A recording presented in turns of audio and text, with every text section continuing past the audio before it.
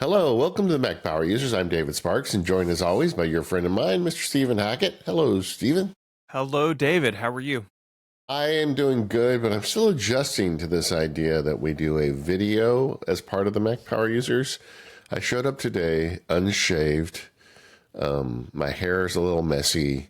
I think I got to work on the visual presentation bit of this. But there you go. Yeah, so if you haven't seen or heard the news, we are doing a video version of the show.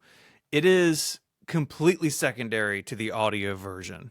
We're making an audio podcast that happens to have a video component. I minimize the video. I can't even see David, which is how I prefer it. Not that came out wrong. Yeah. I love you and I love your face, but when we're doing a show, it's easier just to talk over the phone. But you can go over to the Mac Power's YouTube channel, Mac Power Users YouTube channel. We're still going to update the audio there. That's automatic. And so if you're using YouTube Music, listen to podcasts, it's all there. But we're doing this video version to kind of see how it goes. So you can check that out. But don't worry, we're not turning into a video show. If you listen to the show, that is still how we think about the podcast. But we're adding this for people who want it. And there are definitely people who want it and who have asked for it. So we're giving it a try. As they say, I have a face for radio. So there you go. Yeah. but it's a thing. And a lot of podcasts are there. And we felt like we should be there as well. Mac Power Users is an old dog that still learns new tricks. So go check it out if you're interested. Kind of fun if you're at work and you just want to see us while we do the show. Yeah. Yeah. And me with messy hair and unshaven. There you go. Also unshaven. Yeah. And if you have feedback or comments, let us know. The best way to do that is the feedback form. There's a link in the show notes that goes to both of us in the Relay CMS. So yeah, if you have comments, let us know. All right. A little housekeeping today. It is the holiday season. It's time to give the gift of Relay. Yeah, absolutely. So we're running this through the end of the year. It's 20% off any annual membership plans across the network. But here on Mac Power Users, we do what's called More Power Users, the ad-free, longer version of the show. We do it each and every week. We do an extra segment at the end. Last week, for instance, we spoke kind of more in depth about the video, what we're doing, how we're doing it, those sorts of things. And sometimes it's an extra topic. Sometimes it's just something we're working on behind the scenes. But I think it's great. I really enjoy doing More Power Users. And so you can get it for yourself or get it for somebody as a gift. Relay.com is where you want to go.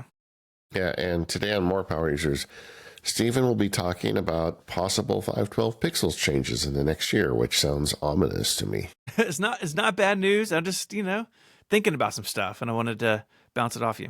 All right, let's do it. It is, though, the end of the year. Every year at the end of the year, we do what we call the State of the Platforms shows, where we break down the existing Apple platforms, hardware and software, where they're at, where we think they're going, and what our general thoughts are about it. This is one of my favorite series that we do every year. We kind of did the iPad State of the Platform recently as part of our iPad coverage, but we still got a lot of platforms to cover. And today we get to get started, and because we're the Mac Power Users, of course, we're going to start with the Mac. That's absolutely right. Where else would we start? And we're gonna do hardware and software a little bit separately on the Mac because there's so many things to contend with. But I kind of wanted to start this. We're going to start with the hardware. Just a quick update on what you and I are using as our daily Macs. Yeah, I'll go first. I have an M2 Mac Studio. It's an M2 Mac Studio. It's got 32 gigabytes of RAM. It's got a whopping 8 terabyte hard drive, which I hated to pay for, but I love to own. And it's been a real trooper. This year, I flirted with the idea of updating to an M4 MacBook Pro and selling the Studio, but ultimately I kept my Studio. I really do enjoy having a computer with all this I/O in it and just being at my desk ready to go at any time. And that's my main Mac. I also have an M4 MacBook Air that I got, just kind of my mobile Mac. It's also the machine that I always run the beta software on, kind of a test bed. But also sometimes when I want to work away from my desk, I'll bring it with me. But the real production work all gets done on my M2 Studio. Yeah, that's great. I remember when you were talking about buying that machine, part of it was the longevity and the flexibility of the studio. Yeah. I'm glad it's still going well. My Mac is a 14-inch M4 Max MacBook Pro, basically completely spec'd out, except I think I've got 64 gigabytes of RAM. I think I could have gone higher. And it's in a dock hooked up to a studio display with a CalDigit Thunderbolt 4 dock. That's where all the I/O goes. And it's been fantastic. I'm now several years into the laptop as your main machine, and I've been really happy with it. I do also have it's now an M3 MacBook Air. I had an M1 again as like my beta kind of machine, but I had a family member who needed a laptop and they weren't really in a position to buy something, and so I gave them my M1 MacBook Air, and I got a refurbished just base M3 Air. So, during the summer, that's what'll get the new versions of macOS. It's what I do my screenshots on for, the 512 image library. But I've been really happy with the MacBook Pro. I've had a couple of 14-inch ones now. It's definitely the size for me. Because again, most of the time I'm using it, with a big display, but it's not so big that I can't, easily take it to the coffee shop and get some work done, which I do a fair bit of these days. So I'm super happy with it. And I think, I think that really segues nicely into the fact that we are now 5 years into Apple Silicon. As we're recording this, we just passed 5 years since the first M1s were shown off and started shipping. And I think we've made this turn now. I wrote this piece called Boring is What We Wanted.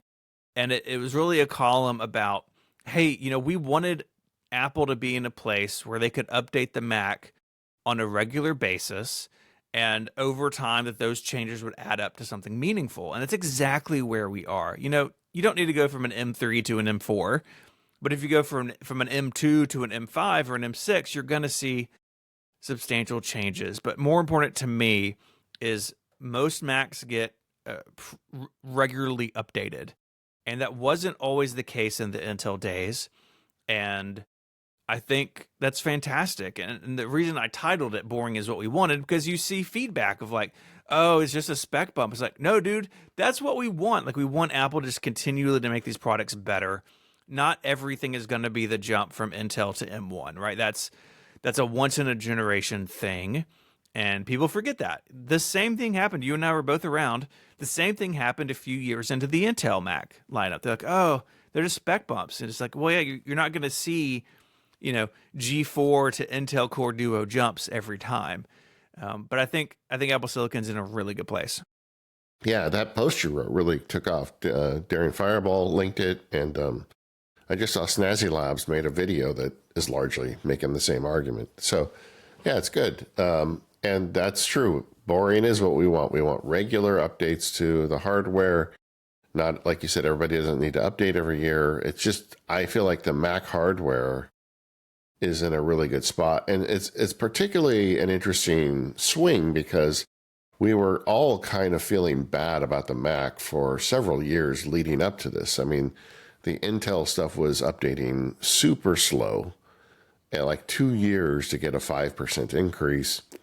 And they had those bad keyboards, and like it seemed like every episode of Mac Power Users started with the guest complaining about their Mac. And like that's, the hardware is doing so good now. And one of the big complaints we had when we did the show last year was the base RAM. And, we come to 2025 and Apple fixed that. Yeah, for a lot of people, it's a really meaningful update because a lot of people just go in and buy the base machine, right? And 8 gigs was questionable for a long time. I think Apple kind of held on to that a little too long, to be honest. But with the inclusion of Apple Intelligence, these devices need more RAM, and so that's been a benefit of Apple Intelligence. Like in the hardware, which is kind of interesting.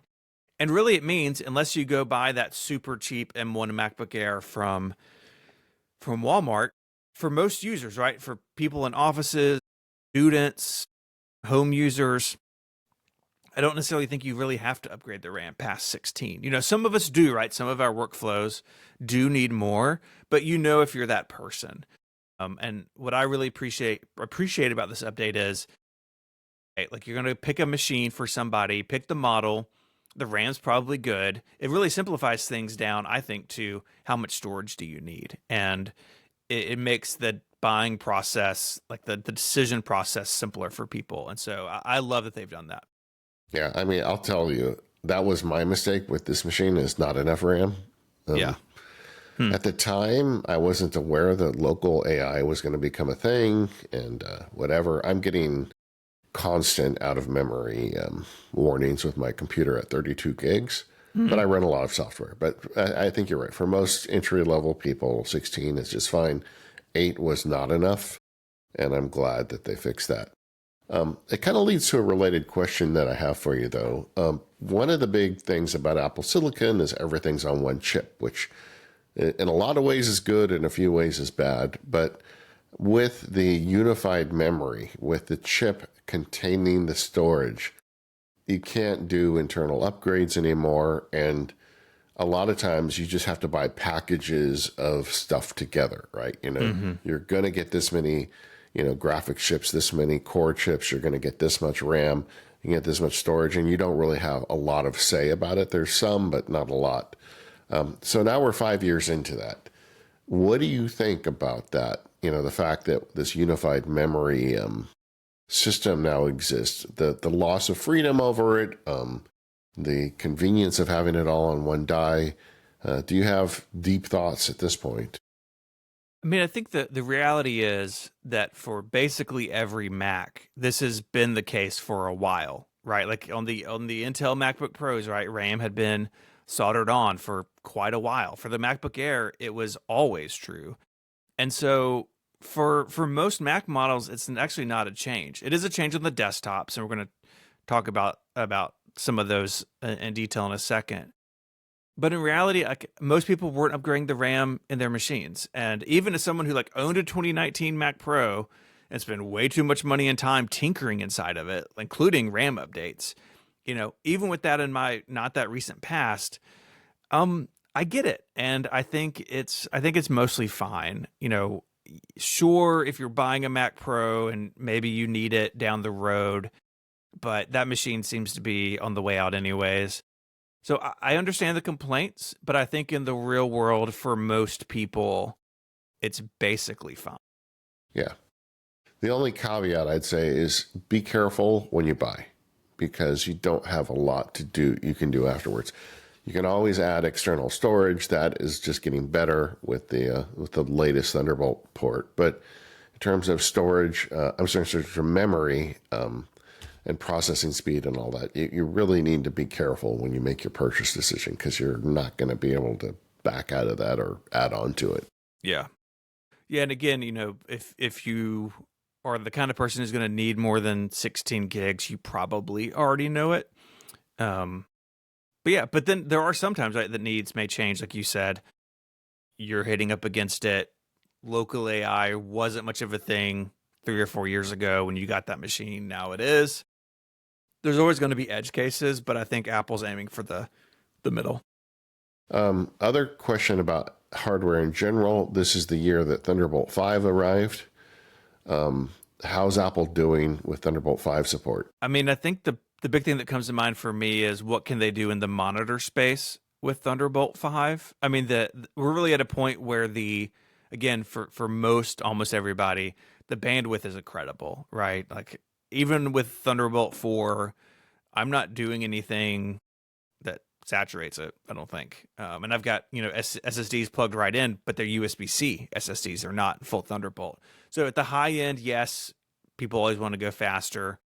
But for me, I hope either Thunderbolt 5 or whatever comes next unlocks things like high refresh rate external displays, higher density external displays. But we'll see. Yeah, and what we have right now is super fast storage. So if Yeah. you're doing video production or something that requires you to move a lot of data off and on your device, and you want to spend the money on a Thunderbolt 5 and you've got a recent Mac with Thunderbolt 5 support, you're going to really be a screamer. Mm-hmm. Okay, let's get into the specific platforms themselves. Laptops. We've got two really platforms right now in laptops. We've got MacBook Air and MacBook Pro. I think Apple's done a really good job, and this isn't just 2025, but in general, distinguishing those two products. Like the MacBook Air, right? It's just Thunderbolt USB-C. If you need more ports, the MacBook Pro is there for you. They both have two sizes now. The 15-inch MacBook Air came along a couple of years ago. And so I think Apple's in a good place with those. You know, we're way past the days where it was kind of confusing because the MacBook Air wasn't good. The one-port MacBook was around. You had the weird no-touch bar MacBook Pro. Like, all that's in the past now. I think Apple's done a good job at really simplifying the laptop lineup in terms of your way in. And I think both machines serve their respective audiences really well. The MacBook Air is thin and light with a pretty good screen and, you know, good keyboard, good build. That's what the masses want and need. But then you have the MacBook Pro, right, with an amazing display, much higher core counts on CPU and GPU. It has those additional ports, like I said. And so I think I'm really happy with where both lineups are. I mean, I've got one of each, right? I have my MacBook Pro and my MacBook Air as my test machine. And they're really different from each other. And I think that's actually a good thing.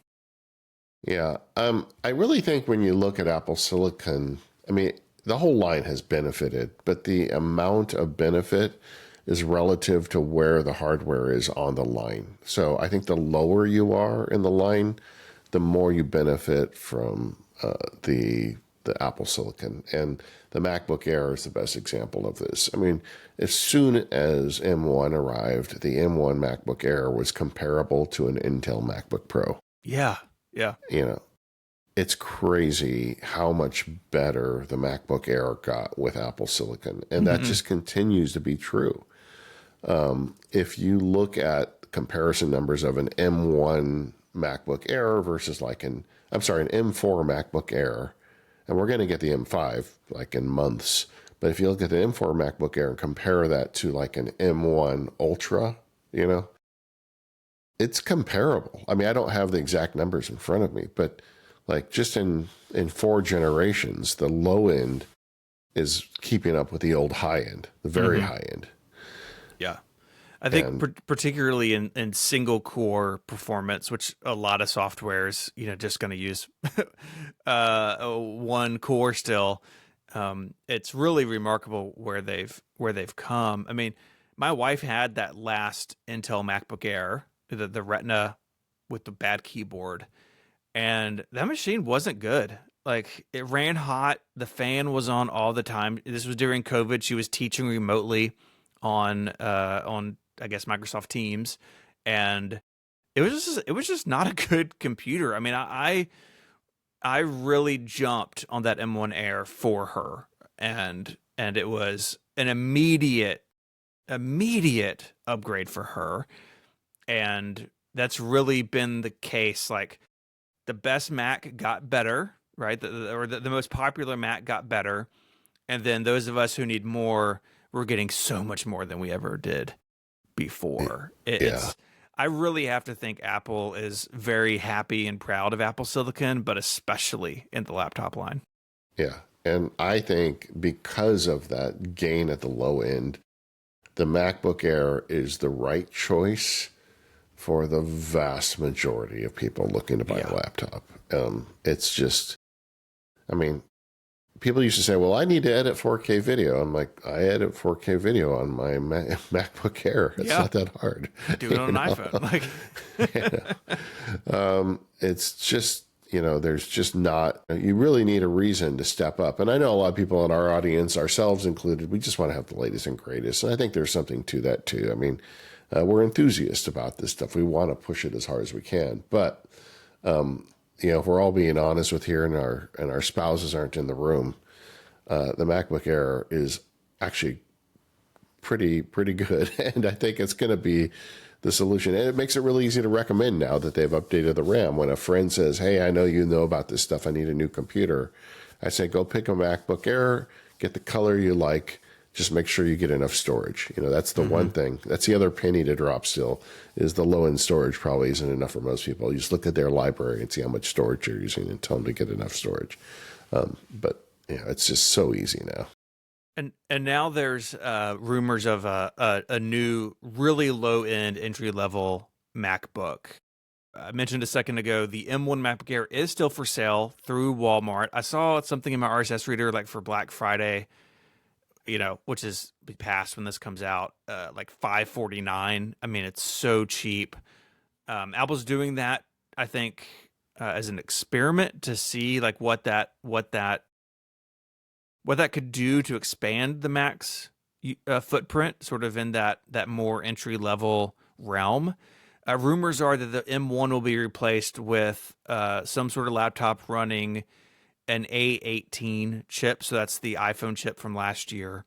And I think it makes a lot of sense. I don't think continuing to make the M1, like continue to actually fabricate the M1, makes sense forever.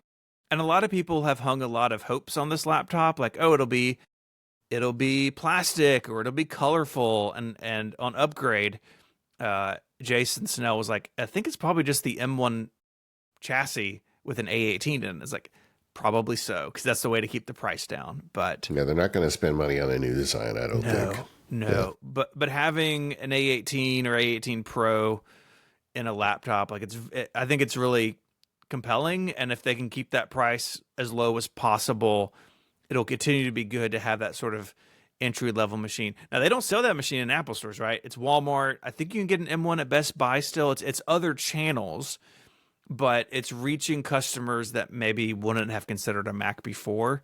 And that's an important thing. Yeah, I think it's only good if Apple makes a $600 or $700 laptop. This is something that's only possible because of the Apple Silicon. The good thermals, the low power, the cheap cost because there's no middleman. Apple's not buying the chip from somebody else; they're manufacturing it themselves. There's a whole bunch of reasons why they can profitably make one of those. I think the rumor's true, and I think next year at this time, there's going to be a new option on the table when we do this show. Yeah, I think that's really interesting. I mean, I've even thought about it. So my daughter is a sophomore in high school. So in a couple of years, I'm going to be buying her her college computer. Right now, she's using an M1 MacBook Pro with Touch Bar, which is just a weird machine. Like it's like the only one that Apple Silicon and Touch Bar. But it is it's trucking along. But when I think about what's next for her, it's like, oh man, like a MacBook Air, or maybe even this thing, maybe whatever this low cost machine is, could be a good fit. So I'm very interested to track this story over the next year. Another computer that they've made in the past, but they don't do anymore, is remember what Gray called the Adorable, the MacBook Adorable, the ultralight. So this is not a budget conscious machine, but it's just ultralight, super powerful. And the idea is, kind of like the old 11-inch MacBook Air. It's something that people can have as an ultralight. If you're a road warrior, you want a Mac that's more powerful or just as powerful as the MacBook Air, but even lighter. Yeah. Do you think there's space in line for that at this point? I think there is, if they get the pricing right. I referenced a second ago, for years, if you had like $1,200, you basically had 3 computers to choose from Apple. And I think that was the wrong approach. I think if you do an ultralight, I think you've got to price it as a premium machine, as an alternative to the MacBook Pro, not the MacBook Air. Kind of like the iPhone Air, right? Yeah. So we'll see. I think there's room for it. I think we had people when they canceled this, like, come out of the woodwork saying they loved it. Like our friend _David Smith had a string of them, and he'd like put them in a coat pocket at WWDC. It was wild, right? And a lot of people really want the smallest Mac laptop they can get. But I think if it comes at the cost of confusing the low end of the line, I think it's not worth it. So I'd like to see it, but with those caveats. I want to see it just because of the existence of Apple Silicon. I feel like, the limiting factor of these things was always Intel and cooling and it just that they didn't have the right chips to make that computer the first time. And I would love to see them make one in the age of Apple Silicon just to see what it looks like. And I hope they do, but I don't think I'd want one, but I think it's cool. Yeah. Mm-hmm. That may be the problem. Just kind of the iPhone Air problem. It's like, yeah, it's a cool computer. Not enough people wanted to justify the expense of making it. Okay, a couple things on laptops I want to kind of ask, especially you having the big one. What's the state of the thermals? I haven't spent time with a MacBook Pro. How hot's it getting? How loud is it at this point? Yeah, I mean, so I've got the M4 Max, right? So it's the high-end system on a chip. It is in everyday use, even in clamshell mode, which is how I'm using it these days. It's silent. I don't hear it. Now, if I push it, right, if I'm transcribing audio or I'm doing a build in Xcode, yeah, I'll hear the fans. But in everyday use, including with Chrome and a bunch of Electron apps and all that junk, it's silent. And I've been super impressed by that because I had an M2 Pro and I was a little worried going to the Max, like, oh, am I going to trade off heat and noise? But I did it anyways, and I've been very happy with it. I think they've got a lot of headroom in there. We're seeing on the phones in particular. We're going to talk about the iPhone next week. The Pro has that vapor chamber cooling. Like they've really struggled, I think, to get the iPhone thermals under control. That is not the case in laptops, and even my M3 Air or my wife's new M4 Air, like it'll get warm like when indexing photos or installing an update or something, but it's never hot. And of course, those don't have fans. And so I think it's way improved. And I think that's what makes the ultralight potentially possible again, because that M1 or the one port MacBook, to make it fanless, they had to go with such a wimpy processor from Intel. It was just way too slow. And now it's like, well, you don't have that trade-off anymore. It kind of changes the game. So yeah, I have zero complaints about the thermals. And what about the ports? Are you happy with your I/O? I am. It's surprising how often the HDMI port comes in handy. If just like putting slides up somewhere or something like that. When I got my first USB-C machine, I changed out a lot of cables that I had on my desk or just in my life to USB-C. It's kind of like a one-time, okay, like this is the future. But honestly, like at my desk, it's one Thunderbolt port going into my CalDigit because I have a bunch of stuff plugged in. But yeah, I don't have any complaints there. I don't miss USB-A. I don't think that's that big of a deal at this point. We're now really 10 years into the USB-C era because that little MacBook actually introduced it to the Mac.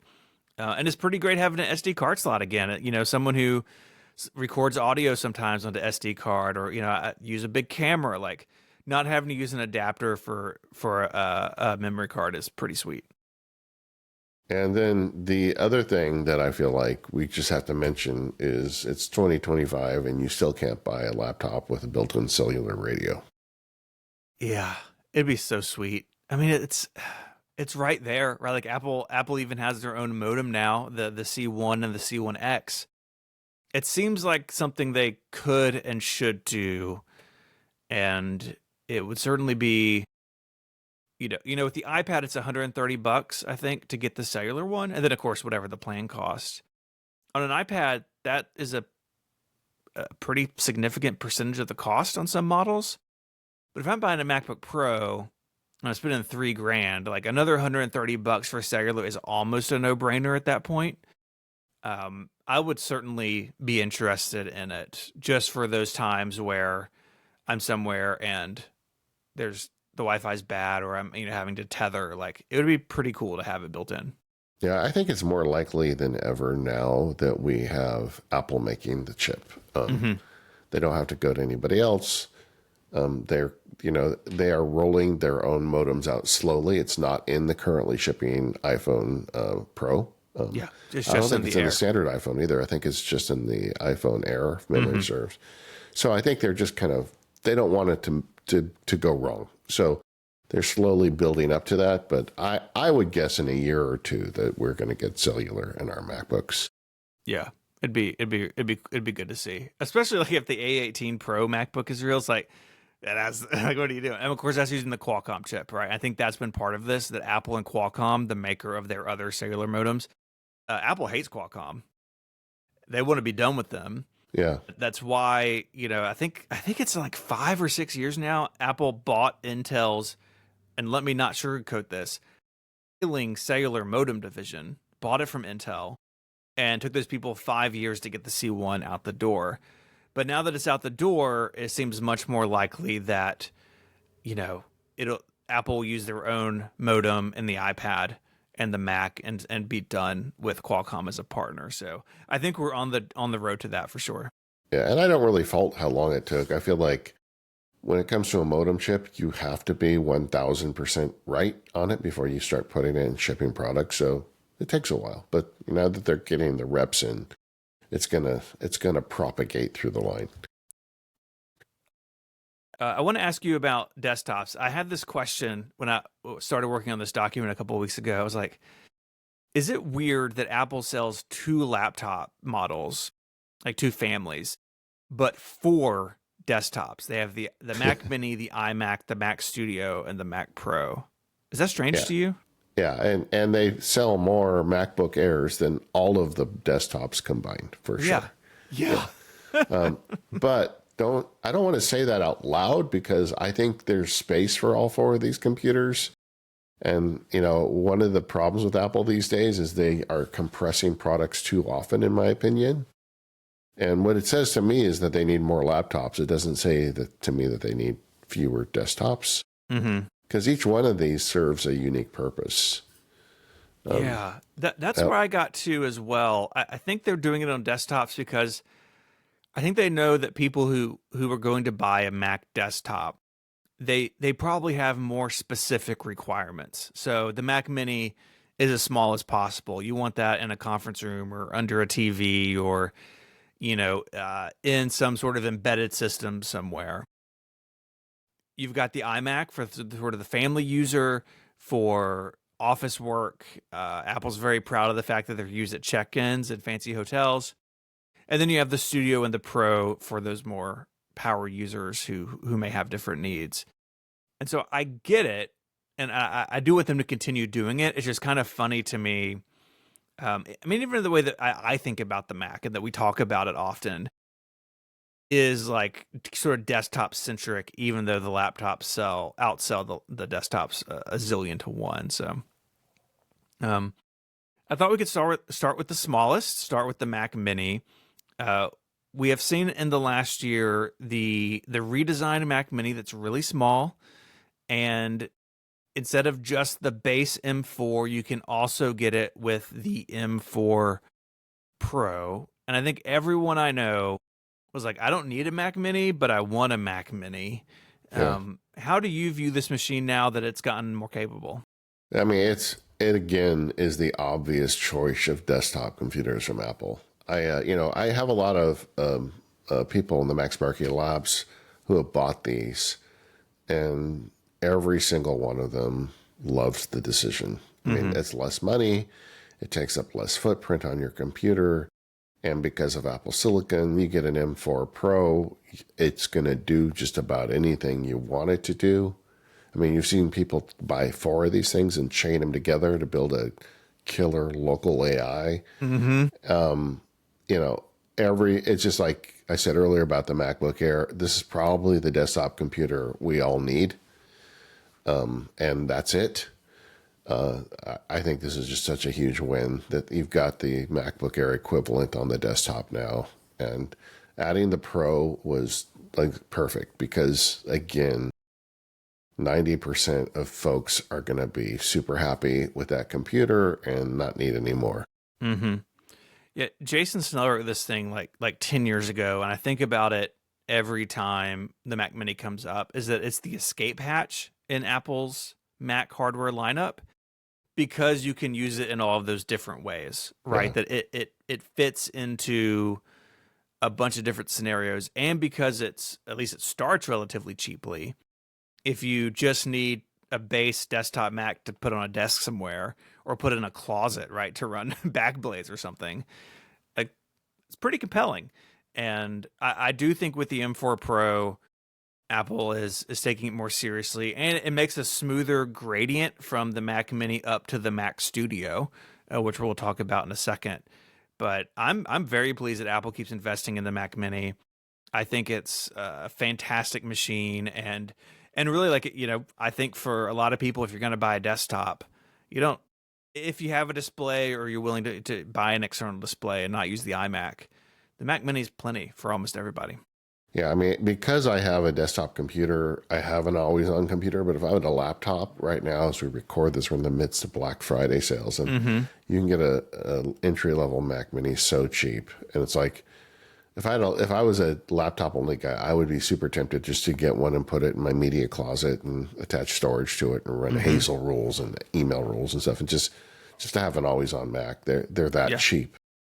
I mean, that's exactly how I'm using my Mac Mini. I actually have our editor, Jim Metzendorf. I have his old entry-level M1 Mac Mini hooked up to my TV. It's got a bunch of drives hooked up to it. And it hums along. And it doesn't even hum. It's basically silent. Yeah. It just silently sits there running Homebridge, running Plex, doing these different things.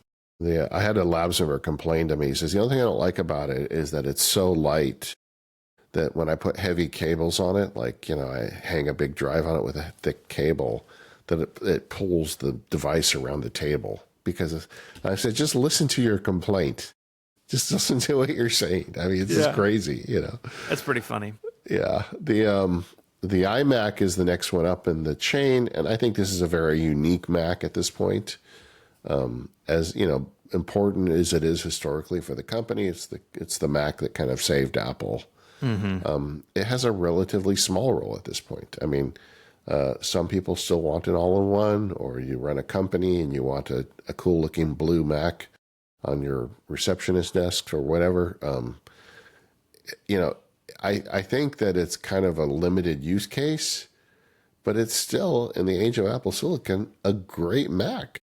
It is. You know, I think the iMac is in this weird position because in the Intel days, you could really get a powerful iMac. You know, the 5K iMac towards the end of its run was really a compelling machine. Of course, you had the iMac Pro, which is this weird offshoot of history where the Mac Pro wasn't going to exist anymore, but then they put the iMac Pro on sale anyways. I had an iMac Pro. It was fantastic. But when they moved to Apple Silicon, they sort of reset the iMac back to being on the consumer side of things for the most part. And I think that's where some of us struggle with the iMac now. I really like the all-in-one lifestyle. You know, when I first quit my job, I had a 5K iMac, like a 2015 5K iMac, and then I had the iMac Pro. And it was great as a studio computer because it was all in one, it was quiet, it was, you know, you could plug stuff into the back of it. And now, mostly because of the screen size, but also because it just has the base processor in it, which limits your RAM and storage options, the iMac is not a machine that I would consider as for a work computer for myself. And I think a lot of people, you know, sort of in our circles, listeners, members, I think a lot of us feel that way. It's like, man, the iMac used to be something that really fit into my life, and now it doesn't. It doesn't seem like Apple's going to make a bigger iMac at this point. They've said several times, like, no, the solution is a studio display and something else. And that's a bit of a bummer for people who really liked the big iMac. But I think at this point we need to accept that it's not something that Apple values at this point in the Apple Silicon era. And enjoy the iMac for what it is. If you need a home computer, if you need a computer for your receptionist, I was like, I had an orange one in the studio for a while as a review, and it was a great computer. I found myself, when it was time to give it up, wanting to find a place for it in my life. Like ask my wife, like, hey, do you want an iMac? She's like, no, she wants a laptop. You know, like trying to find a place where this computer fit, because it is a joy. The iMac is fun again. I mean, if you haven't seen one, like they're fun, they're colorful, they're interesting, but because of the shift, I think it lives in tension, and that's a bit of a bummer to me, to be honest.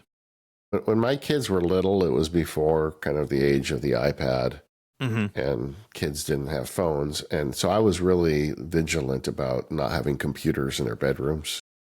So we had an iMac downstairs that was the family computer. If the kids needed to work on the computer, they did it right in front of all of us. And like, I think even today, that's like a perfect use for one of these iMacs. They're not that expensive. You put one in the common area of your house, and your young children can work on the computer without getting in trouble. And that's like one use. You see them in businesses all the time.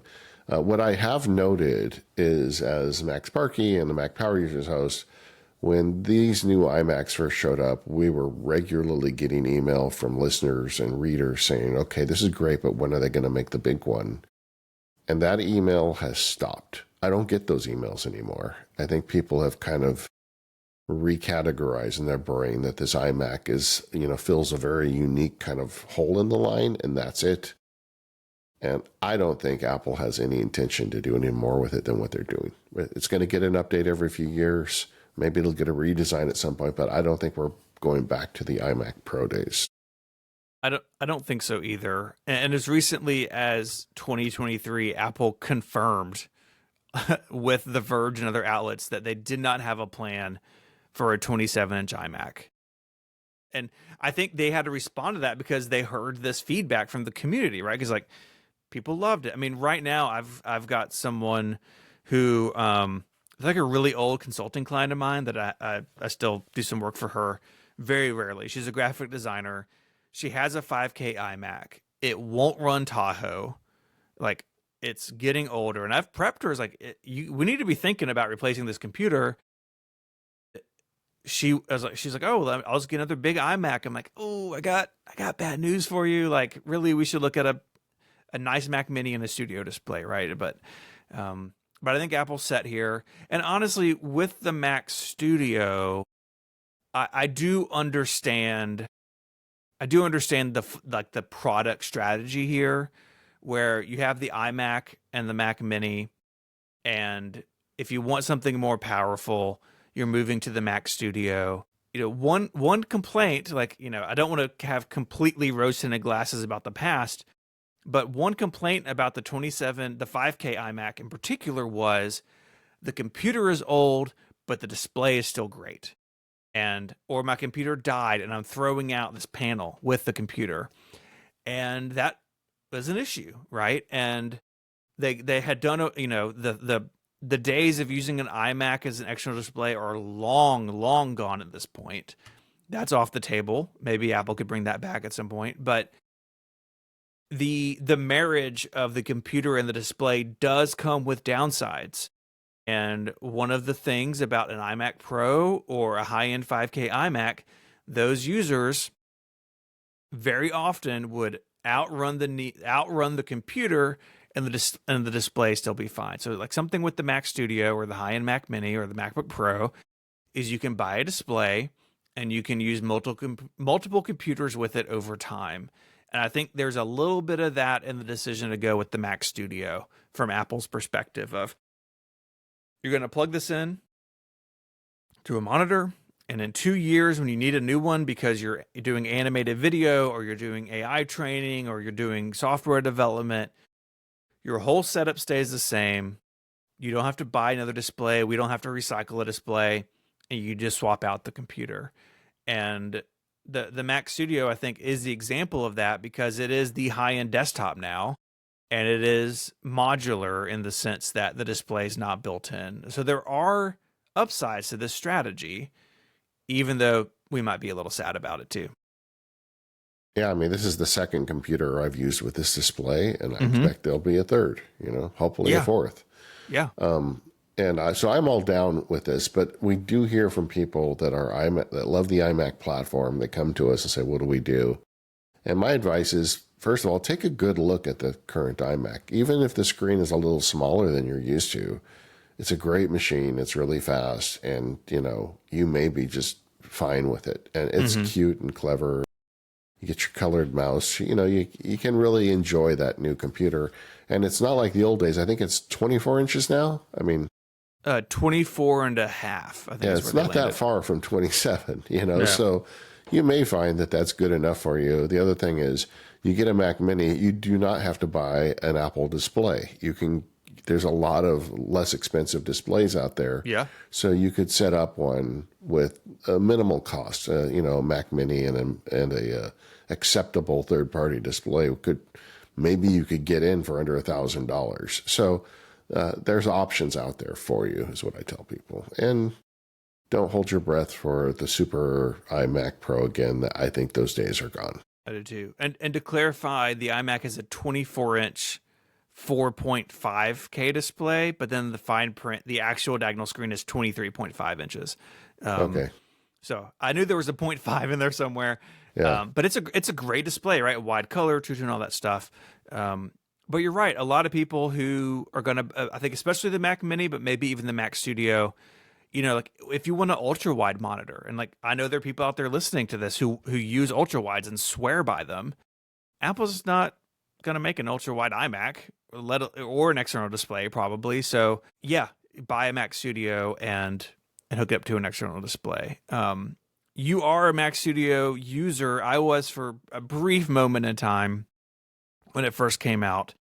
I sold my 2019 Mac Pro because the values were cratering and like the business owned it. It was an asset of the business. Like I can't take a bath on this, so got rid of it when it was still had some value in it. And you wanted an update.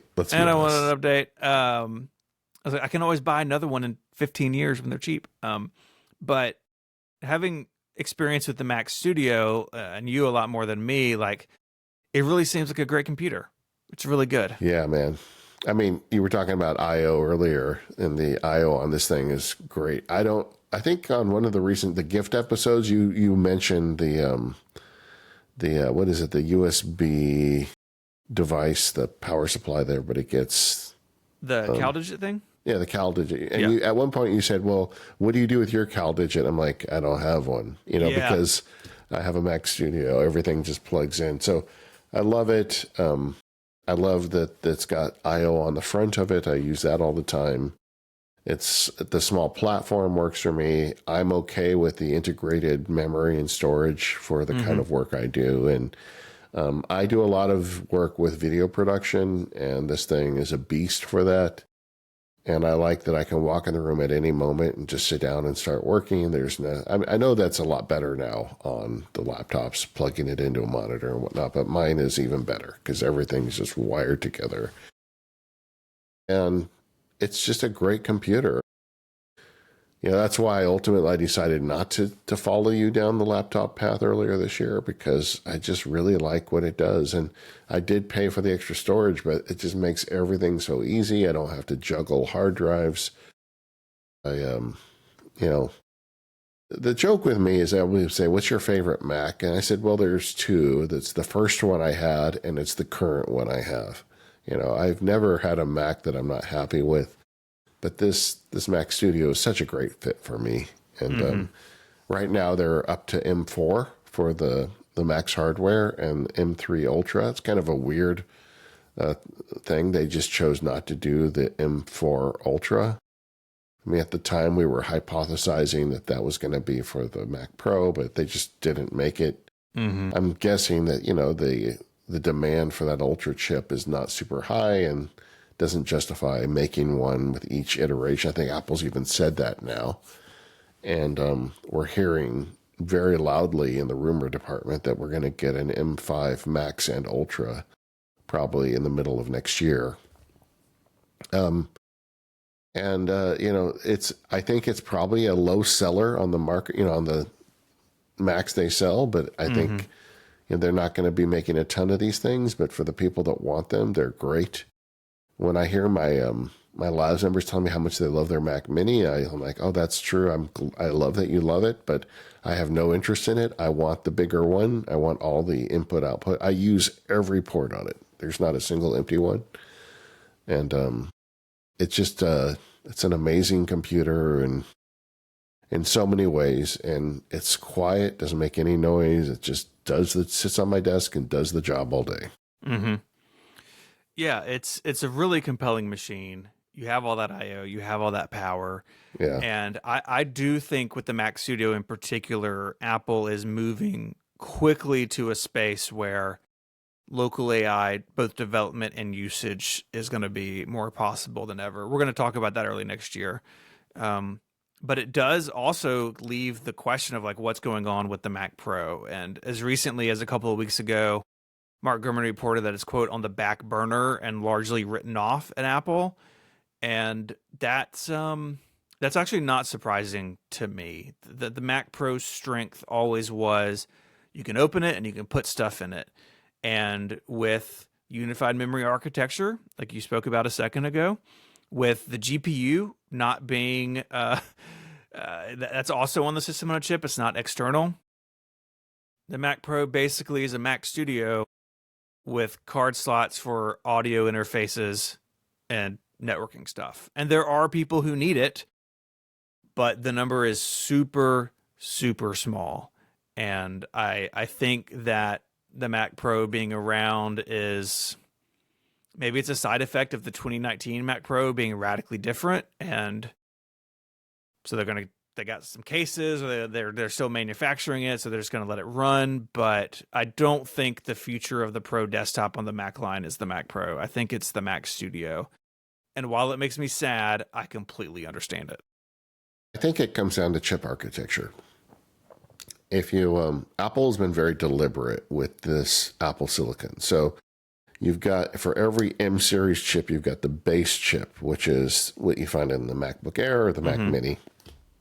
And then you've got, and I'm simplifying here, so you don't need to write me, but for the Pro level, you glue two of those together. So a Pro chip is 2x of an MacBook Air base chip, right? And then, you've got the Max chip, which is you glue 4 of them together. So it's 2 Pros, right? And then you've got the Ultra, which is you glue 8 of them together, which is basically, it's 8 times the power you get into the entry level. And when they first started the Apple Silicon age, there were all these rumors and leaks that there was another version, which us users, we always called the extreme version. It seemed like the natural term for it, but it's basically 16 of the base chips glued together, which is going to have crazy graphics performance, crazy performance. And, now we're 5 years into it. We've seen the Pro, we've seen the Max, we've seen the Ultra. We have not seen this extreme chip, this hypothetical extreme chip. And I think it was always the natural expectation that once they got to make an extreme chip, that would go into the big MacBook Pro, the Mac Pro chassis. It's got massive cooling, so it wouldn't overheat.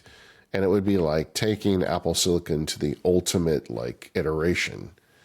And it was either too hard to make it, or it was too expensive to make it, or they decided that the Ultra performance was so good that they don't need to make it. But it feels to me like there was probably a plan at some point to make this extreme level, and that would naturally fit in the Pro. But they're, for whatever reason, not making it. I read one rumor that they think it's going to be years before they can make it. Maybe in 5 years, they'll make the extreme chip. They'll have the M10 Extreme, and suddenly there'll be a need for a Mac Pro again. But if the Ultra is the top of the line, what they're doing now, then why bother making a Mac Pro when they're putting it into the studio? Yeah, a lot of questions. Yeah, I mean, it's all hypothetical. I don't know, but for sure. And something we haven't talked about with Apple Silicon yet in this conversation, an hour into the episode, is that the release schedule hasn't been regular. Machines have been updated regularly, but the M3, M3 Pro, and M3 Max all came out at the same time, if memory serves. The M5, which is new now, is only in the base 14-inch MacBook Pro and the iPad. Apple it's been a little uneven, and including with the Ultra chip, let alone something hypothetically above it. But yeah, I kind of think out of all these Macs, the Mac Pro is the one that's got the shortest time left on this earth. Yeah, and it's like I was saying earlier, the more you benefit from Apple Silicon, the lower you are on the line. And here's the very top of the line computer, which may not even exist anymore. Although I'll say, just looking at next year, we will get the M5 Pro and Max laptops. We're going to get the Max and Ultra Mac Studio. Next year is going to be a great year for Macs. I'm actually going to be really tempted to upgrade my Studio next year when you can get the because the AI benefits, the local AI stuff is really good on the A5 chip. I'm sorry, the M5 chip. So it's just going to be a fun year next year as they release all this stuff. And then the other thing that the rumors are saying is that the next iteration of the M6 MacBook Pro is going to be a new design and maybe much better screens and stuff. So I think there's some real good hardware stuff coming for everybody in the next year or two. What about displays? Yeah, just quickly, I think that both of the displays Apple has on sale right now are old. The Pro display is really expensive, came out in 2019, and while very technically capable at the time, other technologies have surpassed it. And I think there's definitely room for a new display at the high end. And the Studio display in some ways is even in worse shape. Like I'm using a Studio display, but the panels from the old 5K iMac, and it's got built-in speakers that are pretty good. The camera's pretty bad, but it's an old panel. And I would love to see maybe the Studio display goes to mini OLED or something, mini LED, and then the XDR goes to OLED, like Pro Motion. Like there's lots of display technology that is not in Apple's external displays. Some of that, right? Maybe a use of Thunderbolt 5, right? Moving a 5K display at a higher refresh rate is a lot more data. Maybe Thunderbolt 5 gets them there. So I hope that there's movement here before too long, because neither of them are an excellent choice at the moment. Yeah, I feel like this is where they need to improve in the Mac lineup is the displays. They're out of date, and if they're going to stay in the display business, they need to stay current in the display business. And right now, it's real hard to justify spending, was it like $1,600 for the Studio display, based on what else is available on the market. Okay, right. Break there? Yes.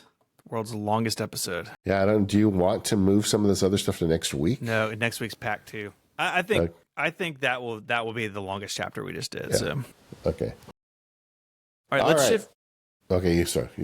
Let's shift gears to Mac software.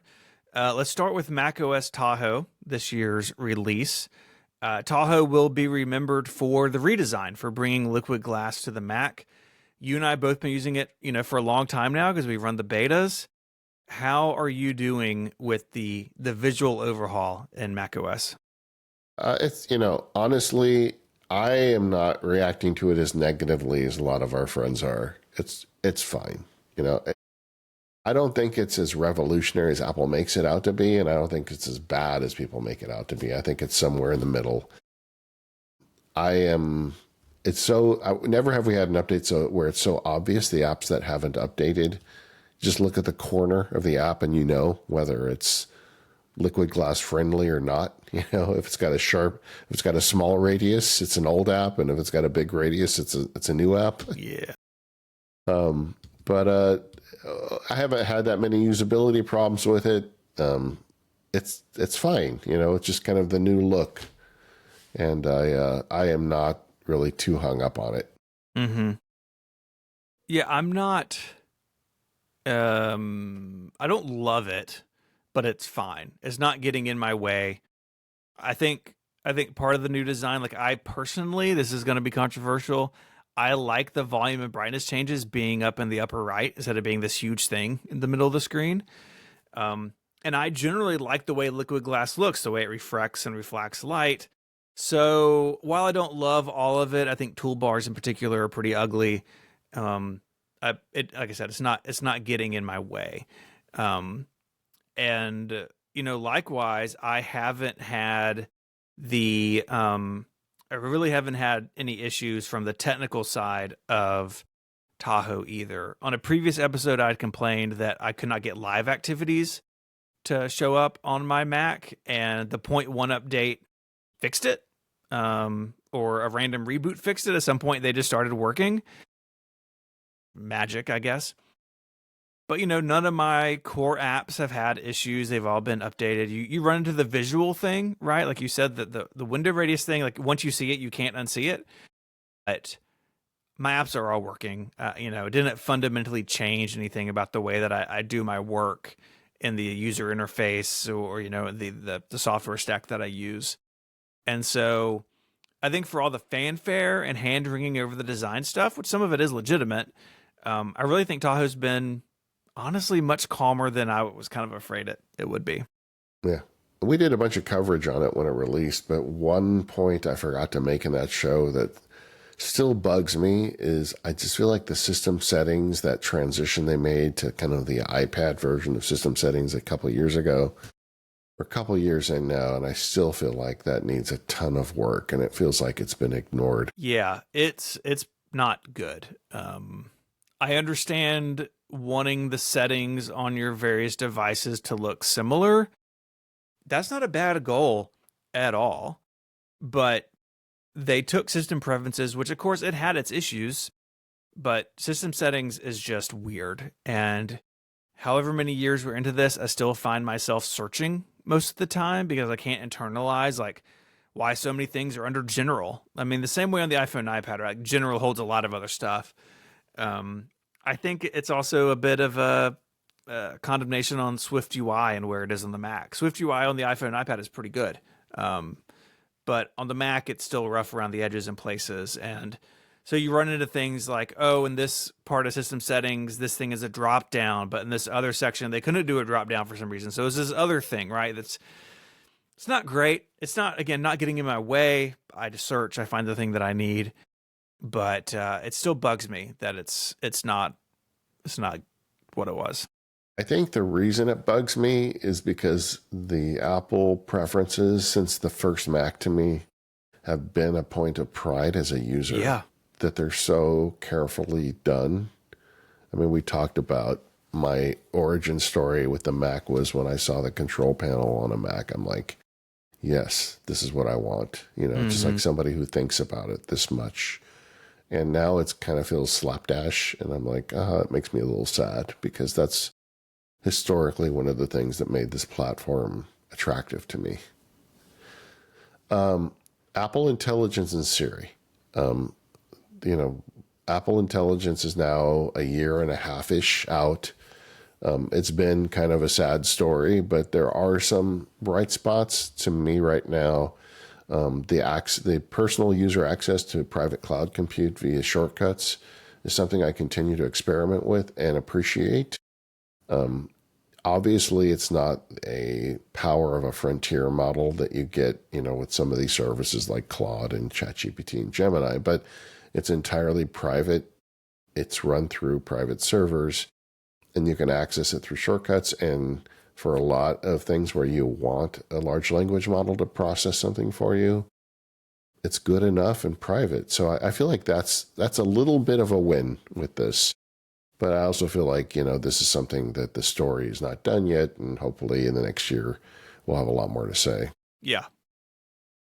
Yeah, I agree. I mean, it feels like Apple's on the cusp of some great stuff here, but we'll see. Either that or proving that they're incapable of doing this. I feel like something's going to happen, right? They cannot stay in this limbo forever. Yeah. There's just no way. They're screaming down the runway.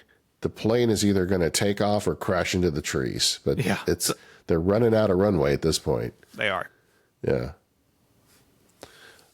Siri, that's kind of the related conversation. And we'll hopefully again hear a lot about that this year. What do you think about Siri on your Mac? I mean, as part of the Mac stack. I don't use it on the Mac. I've got it turned off. I do use Siri on my phone, right? And on my Apple Watch and on my HomePods. But on the Mac, it's like I can do whatever I want to do with my hands way faster. Maybe that's just being Southern, talking a little slower than some people. But it's because the thing that I like about Siri, right? Like in the car with CarPlay or on my watch, it's hands-free, right? I can just shout the word or I can hit the button and I can talk. Or because it's a secondary activity. I'm washing the dishes and I want to skip to the next song, right? I'm driving and I want to text you about a ravine I just saw.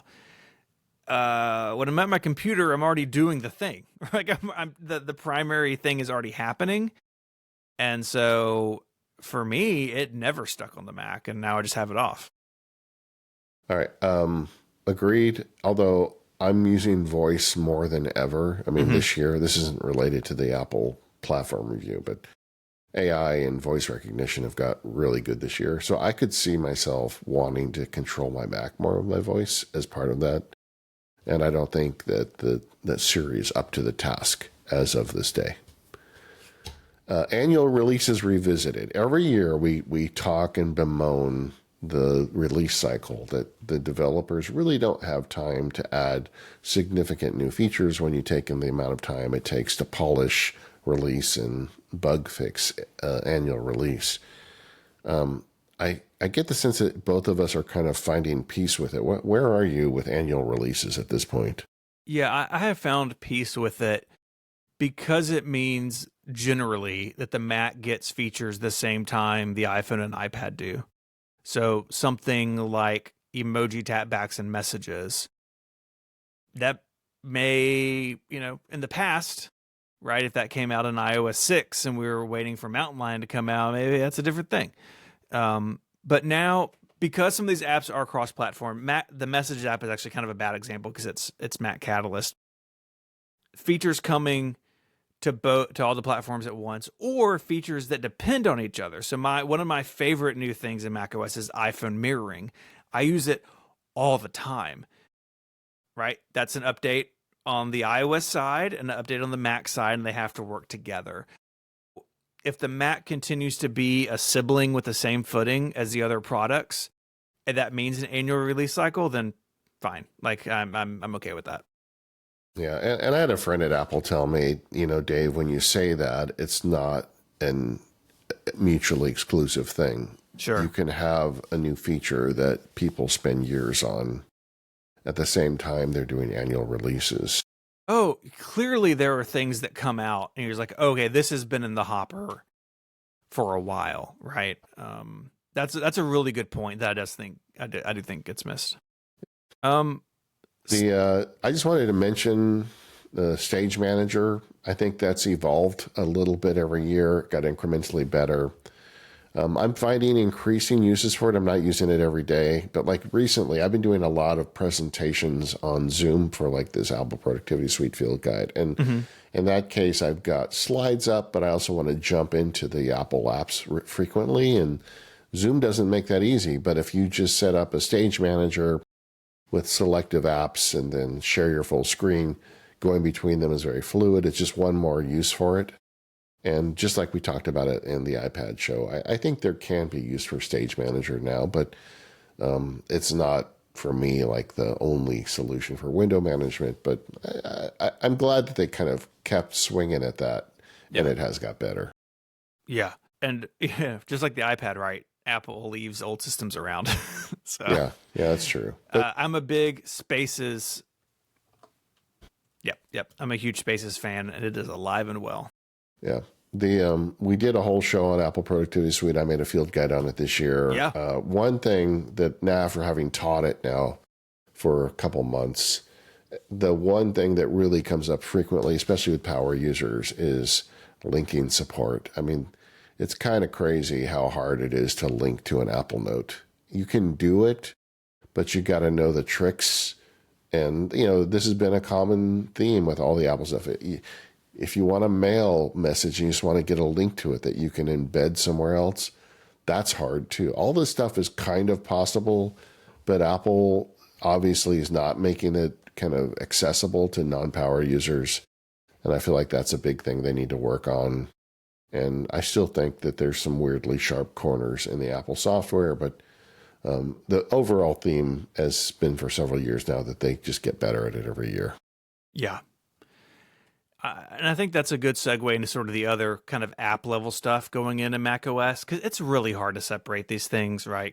Because Apple only updates most of these apps with an OS release, which is something we've talked about, something that you and I both wish would change. Like if you have a good idea for reminders, do it and don't wait a year. But That is what it is.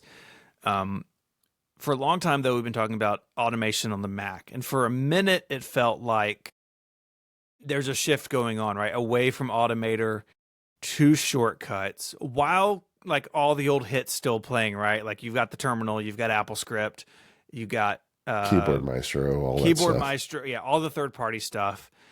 And I kind of feel like that transition has more or less stalled out. Like shortcuts is getting better, and with the LLM support locally and ChatGPT, like you can do more interesting things with shortcuts, more powerful things with shortcuts. But like the UI control stuff, Apple is very willing to keep those old things around. And as someone who has a bunch of Automator stuff, who like I just never rebuilt it in any other system, I'm glad for it. My laziness has been rewarded, but it is still amongst Apple's platforms, macOS is still uniquely powerful when it comes to automation. Yeah, and I would say that's even doubled down because of the arrival of large language models, because the LLM tools on the Mac are just so much better than they are on iPad and iPhone, that if you want to take an automation, like take a screenshot of an invoice and send it to an LLM and say, give me back the exact, account number and cost or whatever. LLMs do that way better than any other solution before, and that stuff is just much easier on the Mac. So it kind of continues to reign supreme for automation. I do feel like shortcuts has a lot of rough edges that just don't seem to get fixed. And I hope that the shortcuts team is getting the resources it needs, because there's a lot of things where like there's actions that exist on the iPhone but don't exist on the Mac. It seems to me like there's a lot that could be done to make shortcuts better, and the pace of it to me is too slow. I'm a power user, and I'll be the first to admit it. So, and I know Apple has other fish to fry, but I would have liked to seen shortcuts for the Mac further at this point than it is. Agreed. I mean, just the other day, I was working on something on my iPhone on a shortcut, tweaking a shortcut that I already had.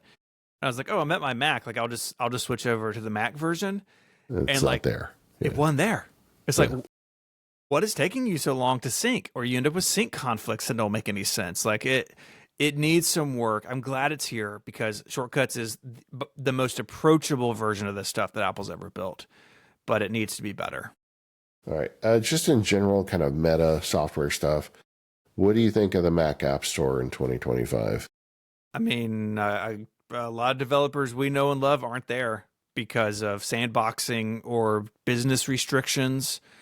I think it's great, and I certainly don't begrudge anyone using the Mac App Store, but Apple has not made it flexible enough for a lot of Mac developers. So it's fine, but like if I'm looking, if I'm going to buy a piece of software and the developer offers it individually or on the App Store, most of the time, sometimes, first of all, there's differences between those versions. Sometimes the Mac App Store version is more expensive to offset Apple's 30% or 15% if they're in the small business program. So I don't know. Like, I get why it's there. And it allows iPhone and iPad apps to run on Apple Silicon, which is a good thing if developers opt into it. But it's not the place I necessarily go when it's time to find a new tool or utility. Yeah, I would love to see someone at Apple with authority take ownership of it and rethink it. I think it could be a lot better. And I don't have all the answers, but I just think it could be a lot better. And there's a smart person at Apple that could make it better. The other thing is this year, gaming. Apple has kind of pushed further into gaming. They have the game porting toolkit they announced last year. We had a couple big software releases this year where there was like Class A games coming out. And, I had a bad experience with it. I bought the Assassin's Creed game. They have one where you were in feudal Japan. I mean, that's like right up my alley. I'd love to honestly just walk around feudal Japan more than doing the Assassin's Creed stuff. It was unplayable on my M2 Studio Max computer. It just was, it was terrible. It was like, it felt like one frame a second. And all sorts of weird artifacts. Fortunately, that's the first time I ever requested a refund in the Mac App Store, and they gave it to me. But I feel like an M2 Studio Max that can't play a new release game is a bad sign. And I'm not the authority here. I'm sure we have listeners who are doing Mac gaming and finding ways around the stuff. But I feel like, the gaming story on the Mac continues to be kind of an unfulfilled promise. Mm-hmm. I think the other kind of big app story on the Mac is Electron eating the world, right? If I look at the apps in my dock, several of them that I use every day aren't native in the sense that they're written in Swift or Objective-C. They're Electron, right? They are a wrapper around web technologies. And that means that they don't support a lot of the stuff Mac apps should support. Yeah. And I don't know how Apple fights against it. I think ultimately it's bad for the Mac if Electron eats the world, because it means some of the things that make macOS great aren't really taken advantage of by software. But I don't know how Apple pushes back. I think that's really hard. I think when you have a platform that's as open as the Mac, these things are inevitable. But it may also be a phase, right? Like back in the early days of macOS 10, Apple was talking a lot about how great their Java support was, and that's all long gone. Maybe that'll happen to Electron. Maybe something else will come along. But in this moment, in 2025, I think that's a pressure point on macOS that Apple's feeling. Yeah, and I mean, we see how that affects us for real, because we all have these Electron apps. You and I are using an Electron app at this moment to run the show. Yeah. Actually two, as I look both, but so we had an issue recently where there was an update to Electron, but if you hadn't got the update or the software hadn't run the flag for the new update, it had significant performance impact on, the latest version of macOS. And like that is getting sorted out now. Apple's updating for it as well, but it's like the whole platform suffers because we're all using these non-native apps that we really don't have much choice about if we do anything online.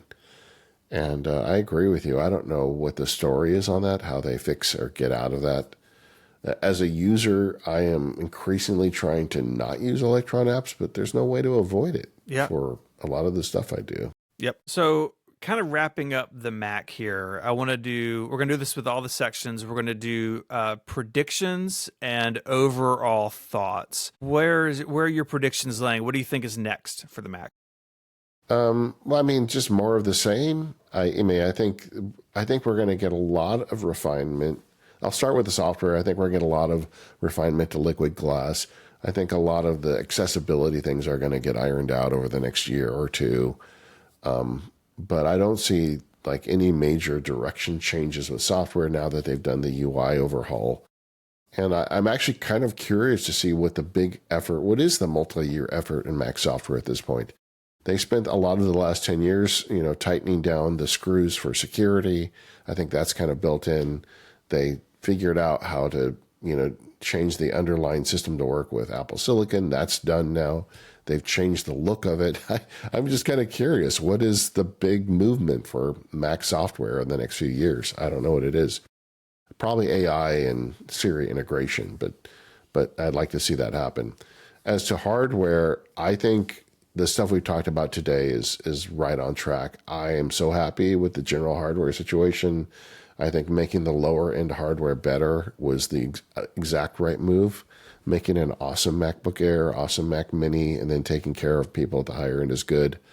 I'm not even bent out of shape about no Mac Pro. Maybe that's personal. I don't think I would ever buy one. But I think we're looking at more of the same. I mean, for the M5, we're hearing about the Pro and Max to the MacBook Pro, and the Max and the Ultra to the Mac Studio, which makes sense.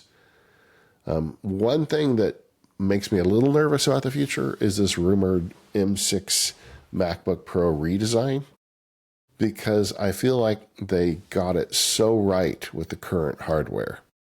The input-output, the overall thermal design, the good keyboard. It's like, I hope they remember the lesson that they got when they made this design. Me too. And if they're going to improve upon it, that they don't try to make the MacBook Pro thinner and lighter to the extent of input and output and performance and the things that people buy MacBook Pros for. Yeah. Yeah, I agree. I have a little trepidation there as well.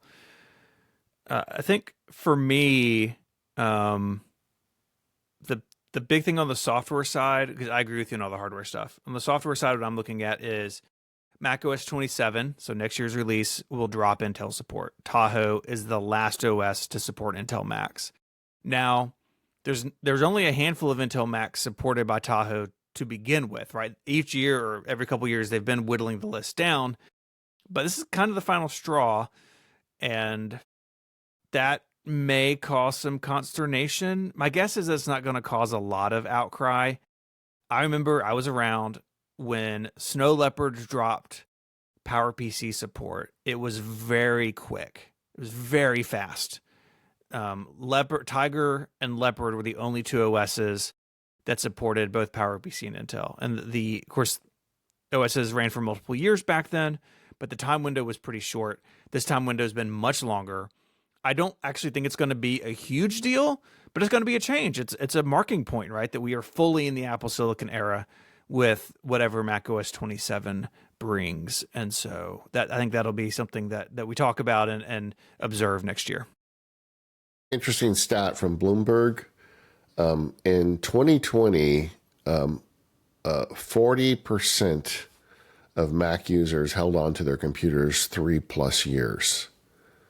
In 2024, 56% of Mac customers hold on to their computers 3+ years. Wow.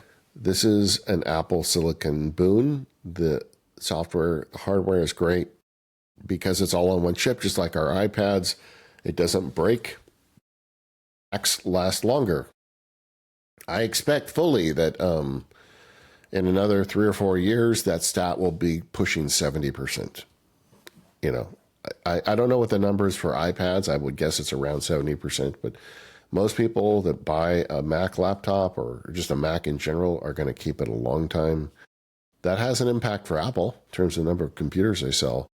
But, as a user, I am all for it. And I think that's another kind of future trend we're going to see is when you get a Mac, because of the quality of Apple Silicon, you're going to hold on to it a long time. And I would recommend to people to take the lesson I learned. Get enough RAM, get enough storage when you buy it, because the processor speed is not going to require you to buy a new computer for a long time. Just make sure you've got the storage and the RAM to maintain it for a while.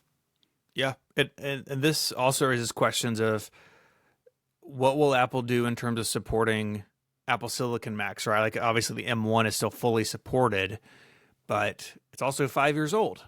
And so, but it's also still for sale at Walmart.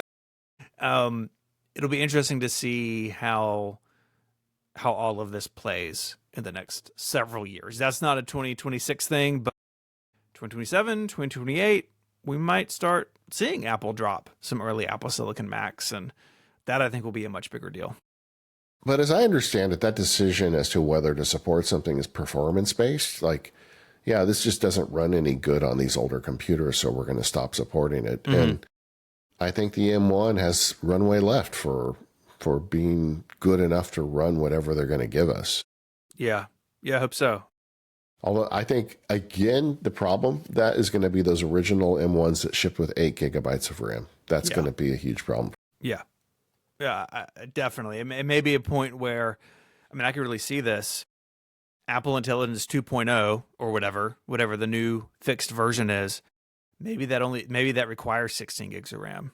And so maybe 8 gigabyte systems, M1, M2, M whatever, aren't supported, right? We may see fracturing. We probably will see fracturing of features, because even Intel Macs, they don't get a bunch of stuff that Apple Silicon Macs get on Tahoe, right? That's been the case for a while now. So we may see fracturing of features before we see actual system requirements change. All right. Overall, what are your thoughts on the Mac these days? 5 stars, baby. I mean, the Yeah. hardware is unbelievable. Tahoe, despite some visual things that people may not like or may have rough edges, I think macOS is in a good place and from the power user perspective. So I'm super happy with where the Mac is. Yeah, me too. It's like it would be so hard to use any other like PC platform at this point when you look at how great the Mac is killing it just across the board. Mm-hmm. All right, break there. Apple Watch. Okay, we did the long segment on the Mac as always, but let's talk about the Apple Watch. What are you currently using?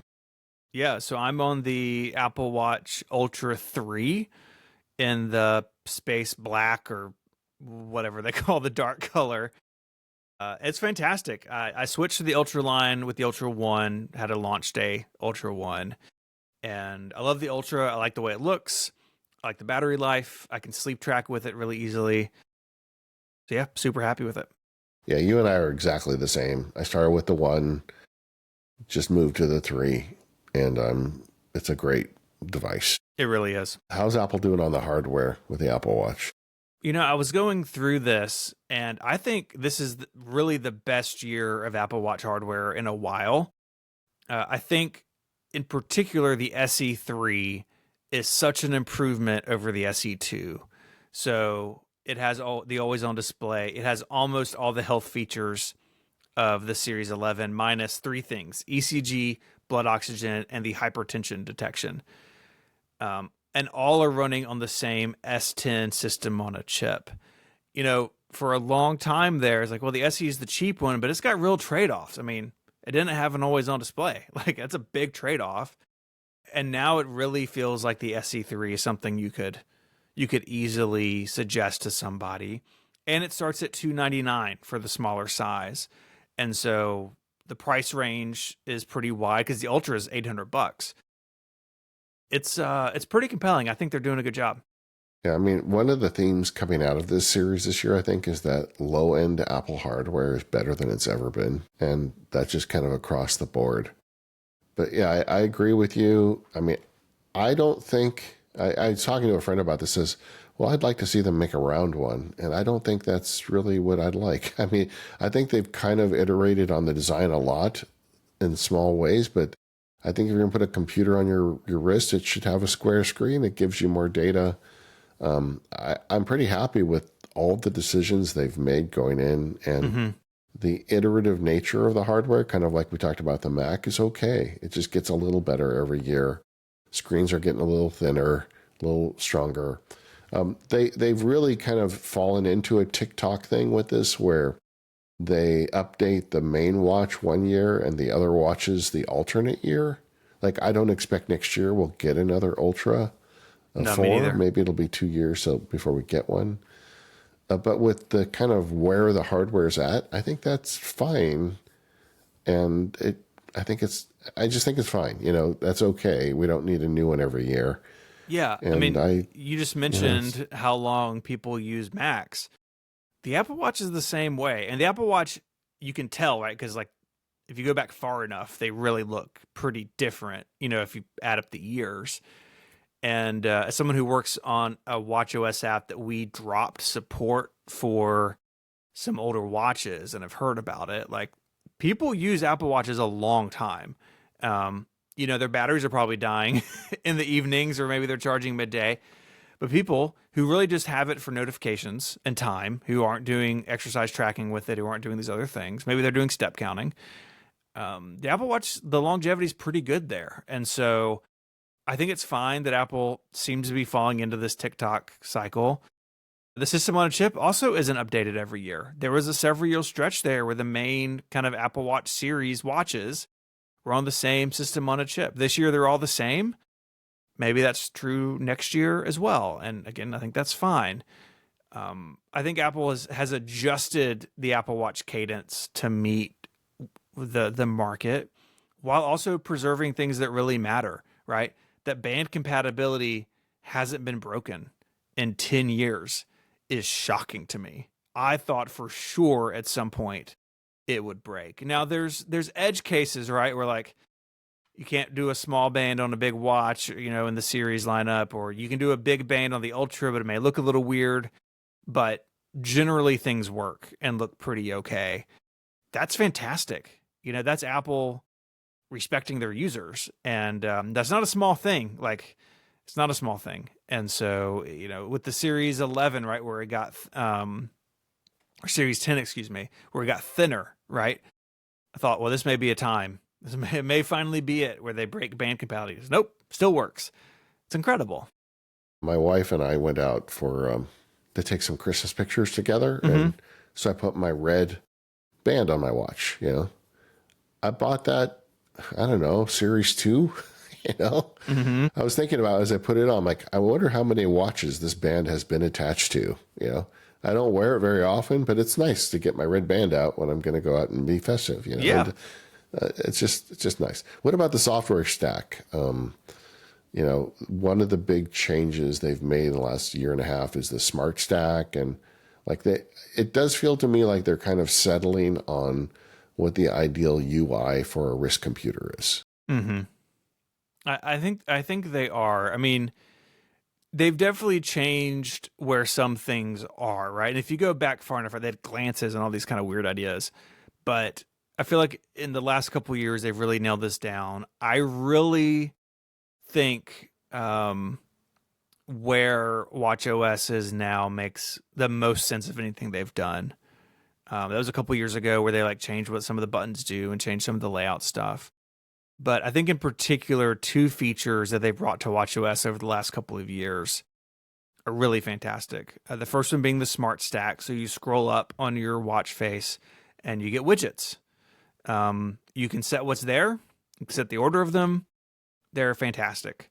And optionally, you can have Apple suggest, that's where the smart name comes from, suggest widgets for you at opportune times. But then you also have live activities.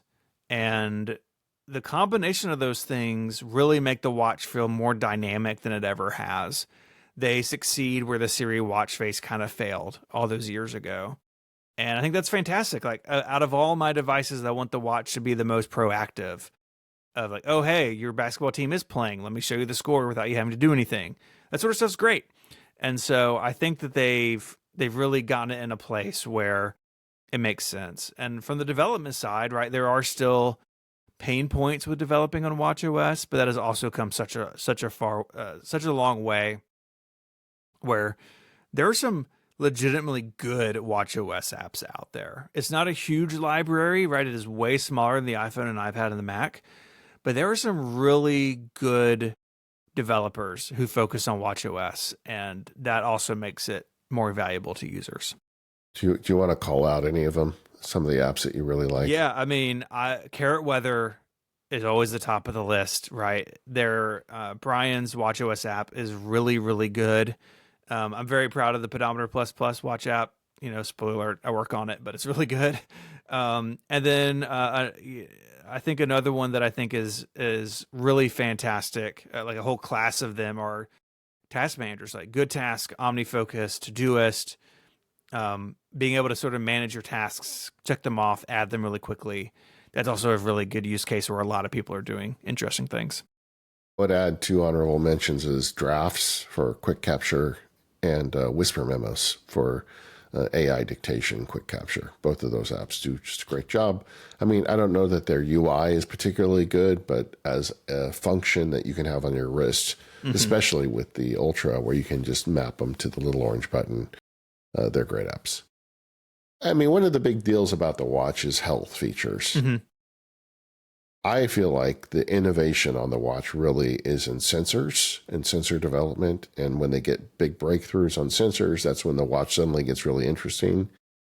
I don't think we've really had that lately, but they are continuing to iterate on the sensors that they do have working.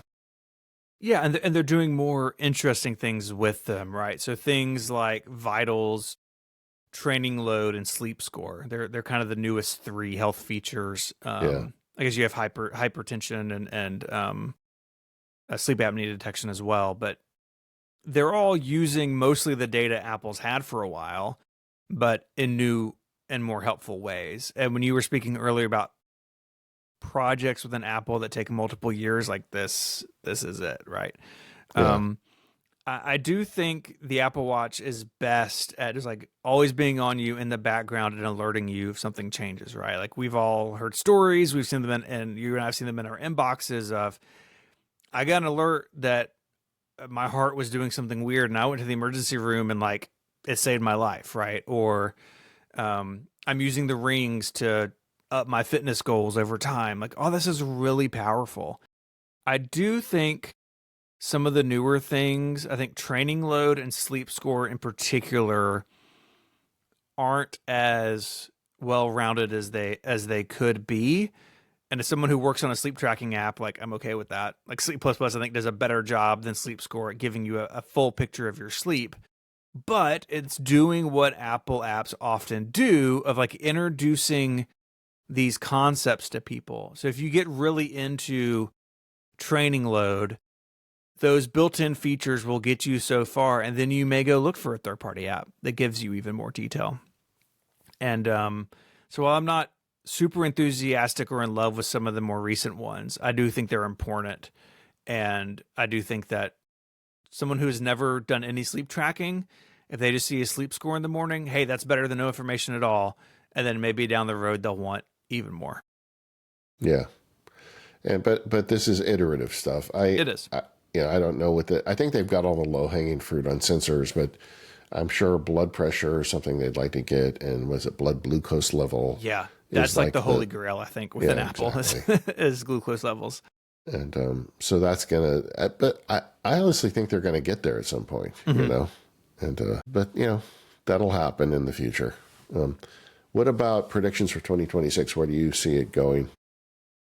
Yeah, I agree with you on the hardware front. Like, I think we'll see a mainline watch and the Ultra 4 and SE4 maybe another year out. Again, I think that's fine.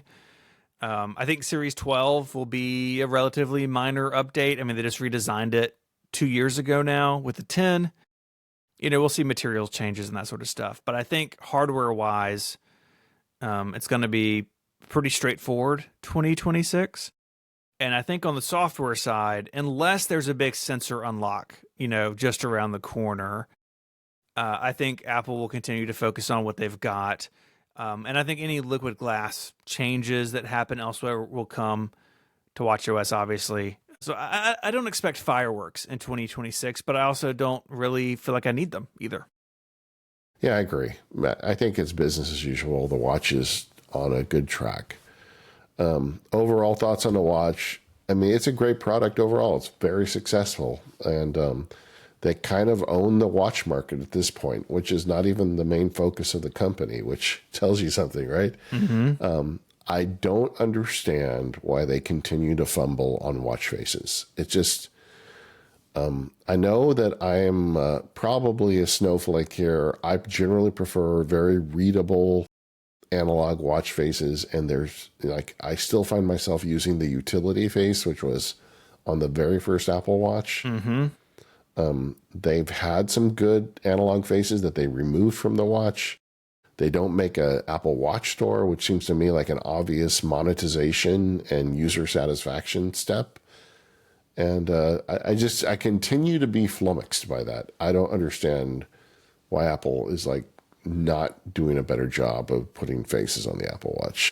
I agree. I got one of the new Pebbles. They're back from the dead. Yeah. And I've been playing with it. I was like, it's got a watch face store. Some of them are pretty bad. Some of them have IP theft in them. But dang if it isn't cool to build your own or customize a watch face. Yeah. And even within Apple's own system, I find myself sometimes frustrated with I really like this watch face, but I want this one component to be different. And even if they're not going to open it up to third parties, which I think they should, even just giving users more control, like the California watch face was the best example of this so far. It can look radically different depending on how you set it up.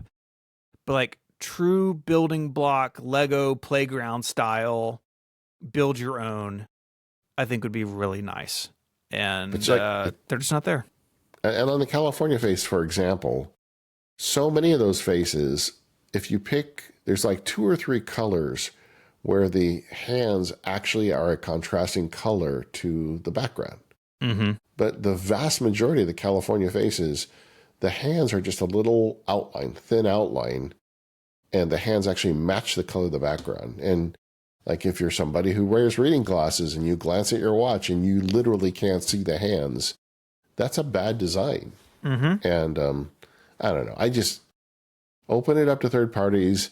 You know, if you have to go through and curate it so you don't put bad ones or IP theft in, you still could have them. Like, I'd love to see David Smith set loose on an Apple Watch face store, because he does stuff like that with his existing apps.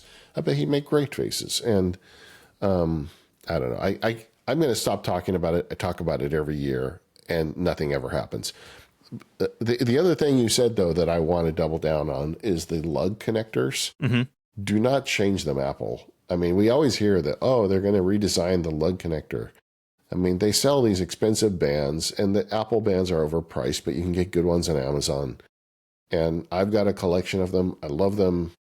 If they updated the lug connection, that would really delay my decision to get a new Apple Watch, because why would I want to walk away from all those bands? And again, I'm probably an edge case that most people probably have 1 or 2. I've got like 10.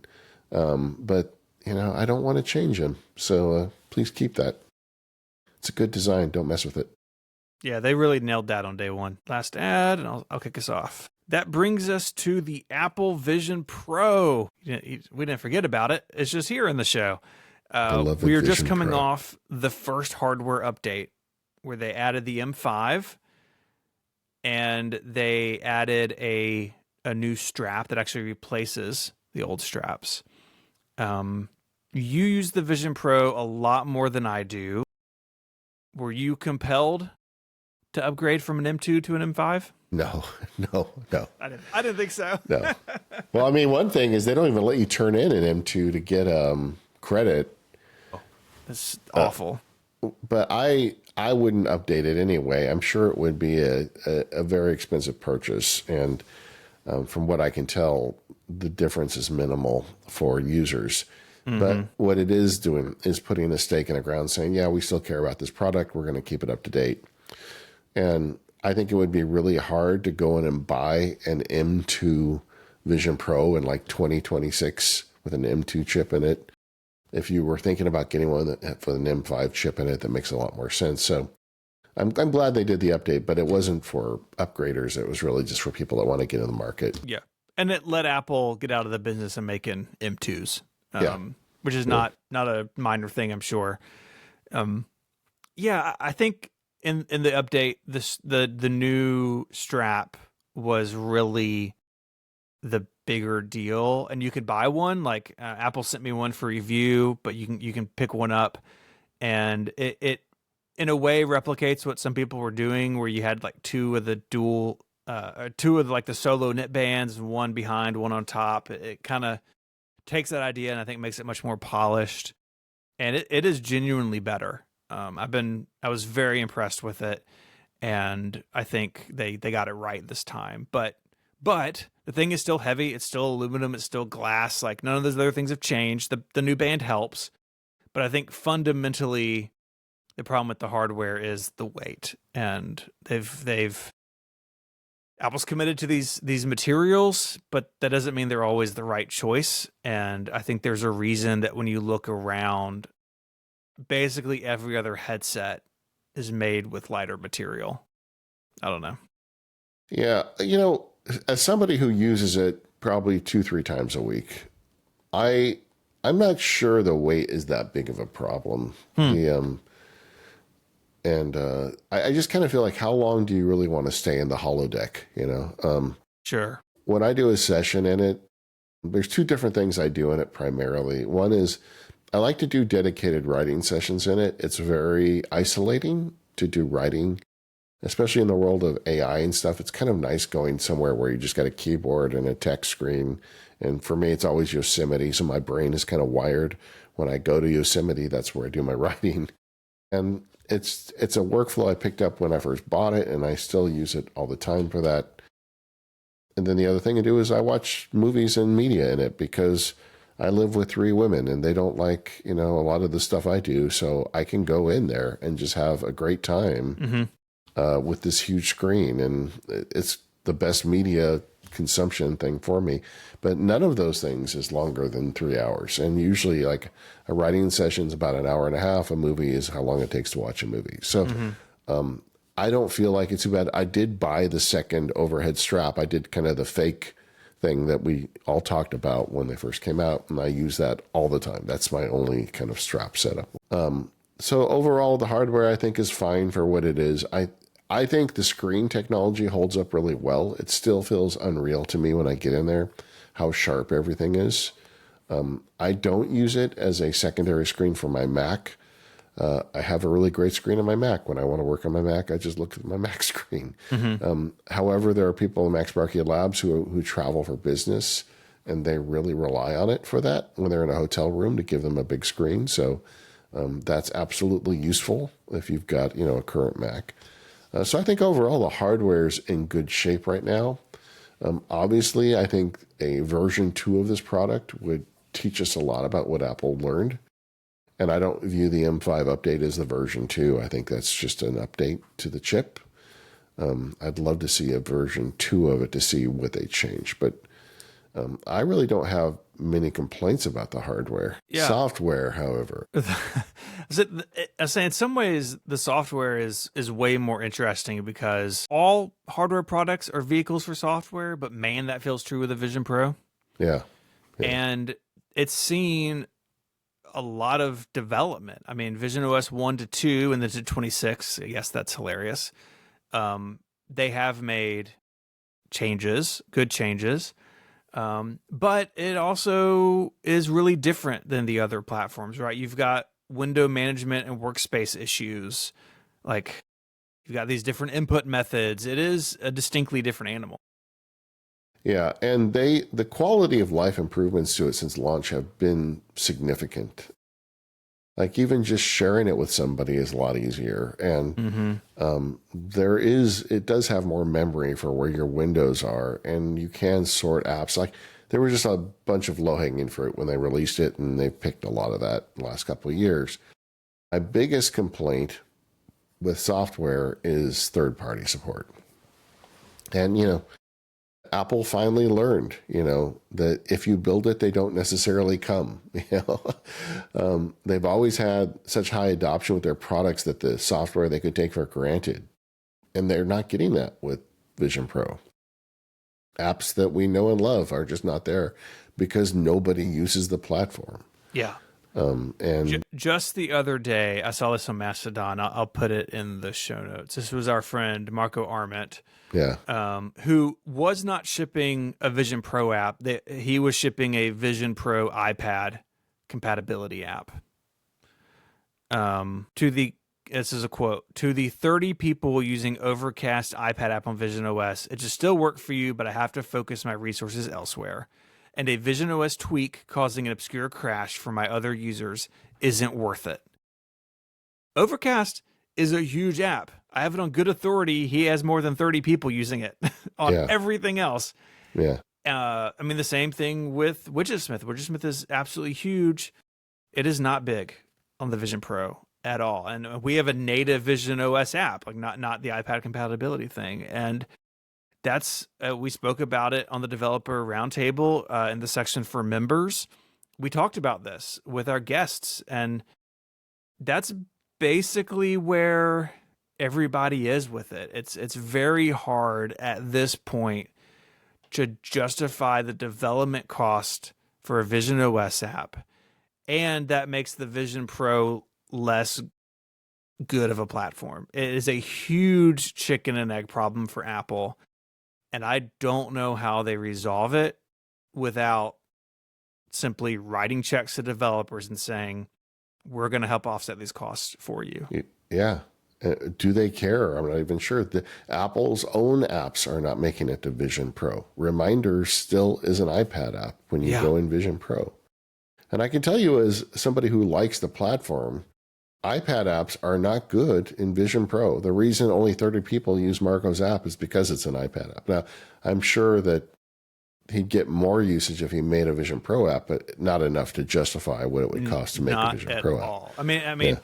I know the rough percentages of Overcast and Widgetsmith, and it being an iPad app or not doesn't really make a difference. Yeah.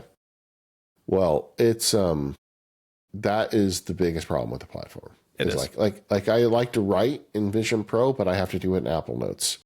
And I would rather do it in a different app, but none of the good ones are there. So that's what I do. And the other thing that I think is the other penny that's going to drop on this as Siri gets better, Apple Silicon gets better, the M2 hardware and whatever memory they've got in that's already being used for everything else. I think Apple Intelligence and AI are going to be poorly served on my Vision Pro software or hardware as that becomes more of a thing. But at this point, I would just take them getting more software. So I feel like the software situation there is a huge problem. And that's something that they've got to solve. I think you're right. I think if they can't make the hardware cheap enough to get a bunch of users, then they're going to have to spend some money to get developers if they care.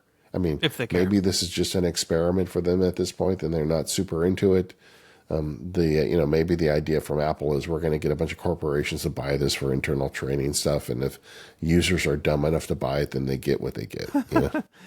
Yeah, I mean, I don't think it's quite that far, but I do also think that the Vision Pro is a device from the past. Like the iMac Pro was this weird machine that came out of the timeline where the Mac Pro was canceled, and then they uncanceled the Mac Pro, but the iMac Pro still came out. It was a one and done. I think the world has changed since Apple started work on the Vision Pro, and I think it was changing even when they released it a couple of years ago, towards things like Meta Ray-Bans, where it is not a full computer that blocks your eyes. It is something that is just giving you a few features here and there. Even what Meta has shown off with like a simple display projected into the lens of the glasses, you're still seeing the world. It's not pass through. And I think that's where this is all headed. And so a fully like pass-through dependent, you can't actually see out of a Vision Pro. You are seeing through the cameras and screens, and they're very good. They're very fast. It's not something you're going to wear in the real world. And in that sense, the Vision Pro feels like it's on a timeline that may not be going anywhere. And maybe Apple's okay with that, and they're just going to let it coast and see what happens in the future. Yeah, see, I would ideally like to see them pursue both paths because I think they could. The immersion of Vision Pro I find very cool. And I think with a little more improvement as things do get lighter and cheaper, because the displays they're using are good enough and they're only going to get cheaper over time. And I still would like to be able to go into the holodeck, but but I think they also need to pursue kind of the augmented reality kind of thing that Meta's doing.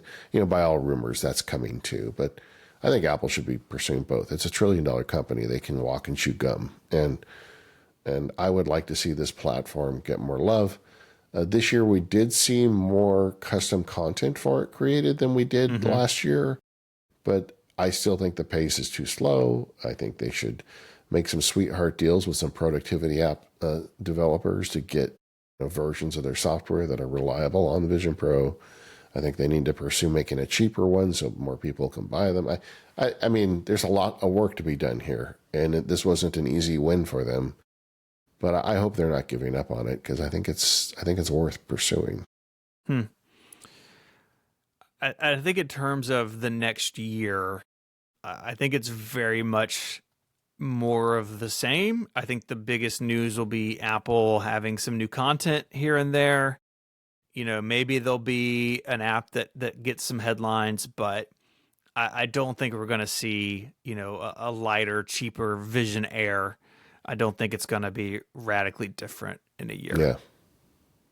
I think sadly, I think what's happening right now is Apple is trying to get into the augmented reality Ray-Ban analog, And I think it's good they're making that product, but I think in their mind, they can only work on one at a time, and that's the focus. Yeah. And I'd like to see them focus on this too. I don't know. I like the product. I think I'm the only person in our little podcast circle that actually uses it daily or weekly. And it's fun to work there. It's a different context, and I'm a big fan of that. But there's so much more I'd like to do with it if it just got a little better and there was a little more software. I bought the pencil for it. Yeah. How's that going? I honestly should have returned it. It's just it's useless, I mean, that's the Logitech Muse.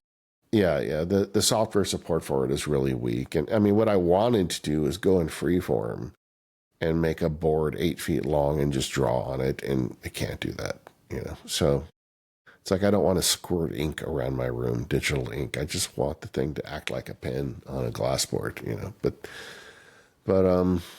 I'm there for you, Apple. Just make it better, and I will be a big fan of it. But boy, is it going slow. Okay, the last section of products for part one is Apple's audio products. So we're lumping HomePods and AirPods together. I want to start with the HomePods. I said this recently on an episode, just how much I love the HomePod minis. I've got a bunch scattered around the house. I've got one in the garage. It's just so great to be able to AirPlay to something, kind of wherever you are, and have Siri wherever you are, and they're small and they're cheap, and you can get them on sale usually. But I had a thought when putting this outline together, because I've got a bunch of the different colors of them.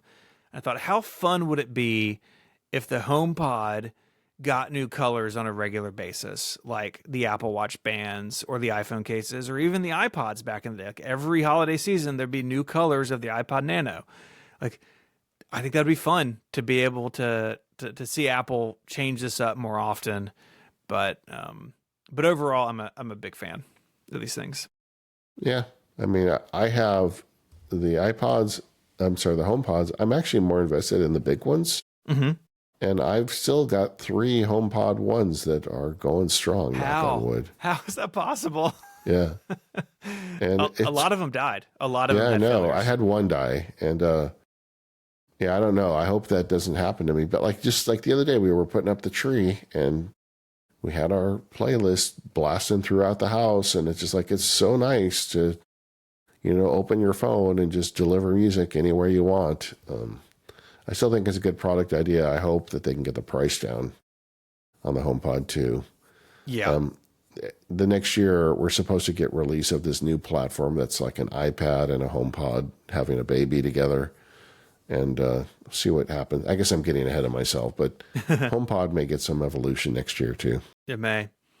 And as we're recording this, we're coming off the AirPods Pro 3 launch, which, at least in our circles and even some reviews kind of beyond our circles, some people don't love the fit. I was one of those people and ended up returning them. And I'm sticking with my AirPods Pro 2 for now, which makes me a little nervous. What happens when I can't, they croak, but I don't know how widespread that feedback was. And, some people thought, well, it was the tips because they had some foam in the tips. And that was definitely part of it for me. But also the way it fit in my ear, the front part of the plastic touched my ear, and that wasn't true on the 2s. AirPods are very, very personal, right? And anytime they make a change physically, it's going to rule some people out. And that's just rough when it's you. Yeah, you have very particular ears, Stephen. I do. I feel like this is always a thing for you. Couldn't wear the 2s but love the 3s, right? It goes both ways. But where I am with it, it's like it's a little bit of a mixed bag. But they sound incredible. I am so impressed with Apple's health initiatives around hearing and hearing health and safety and protection. As someone who values that, I'm very happy with it. So I think overall things are really good, and I think even the AirPods 4, which came out a while back. There's 2 versions. There's the regular and the ones with active noise cancellation. There's a $50 difference. I think the confusion there was a nerd problem in hindsight, and I think most people understand that there's two versions of these things. Like, I think it's fine, and I see them. Like you see AirPods everywhere, not just traveling. You know, sometimes when you travel, it's always a good time to see what laptops people use. But it's in the grocery store, out in the real world, you see AirPods everywhere. I like the AirPods Pro 3. I think they sound better and they fit me okay. So I kept mine. One cool thing I did, I 3D printed a charger for it. Mm-hmm. But this is the cool part. I didn't realize, but if you take an Apple MagSafe charger, you can charge your AirPods on it. Everybody knew that. But with the latest edition of AirPods Pro 3, the magnet is so strong that if you turn it upside down, they will hang off of it. So I 3D printed a MagSafe holder that holds it facing down, and then I sticky taped it to the back of my monitor.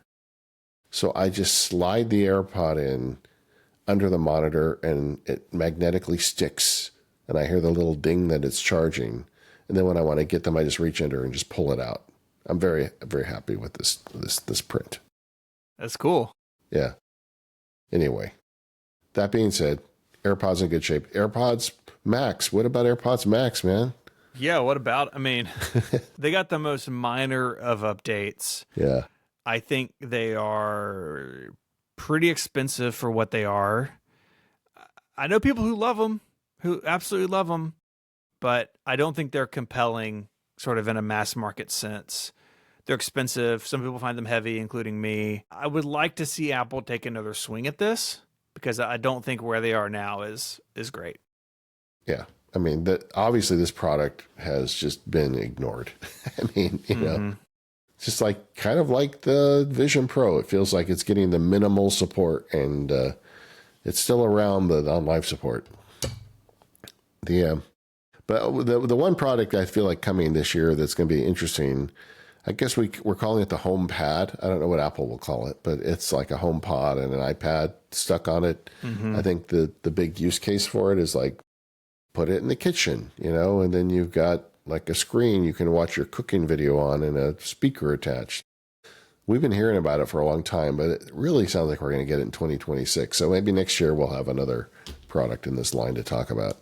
Yeah, I think that's really a compelling thing, and I'm very interested in seeing what Apple does with it. Yeah, in terms of overall thoughts, I feel like, you know, the AirPods are just a great product. And the HomePod is an okay product. You know, I know you like the minis. I feel like the bigger speaker should be cheaper and more reliable, and I feel like that one needs help. But man, the AirPods, I'm sorry, they've had so many different names for these over the years that it's hard for me to get it straight. But I mean, whether you want the pros or the standard ones, I think it's just one of Apple's best products. That was a lot, guys. Sorry, we didn't know how long we were going to get into it, but we took the Mac on pretty seriously today. We did.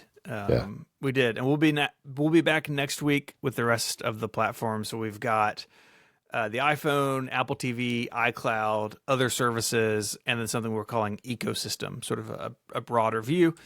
So stay tuned for that. Yeah. We are the Mac Power Users. You can find us at relay.fm/MPU. Go there for feedback and membership. Thank you to our sponsors, Devon Think, KRCS, and 1Password. If you are a More Power User subscriber, stick around. We're going to be talking about some changes that Stephen is contemplating. We'll see you next time.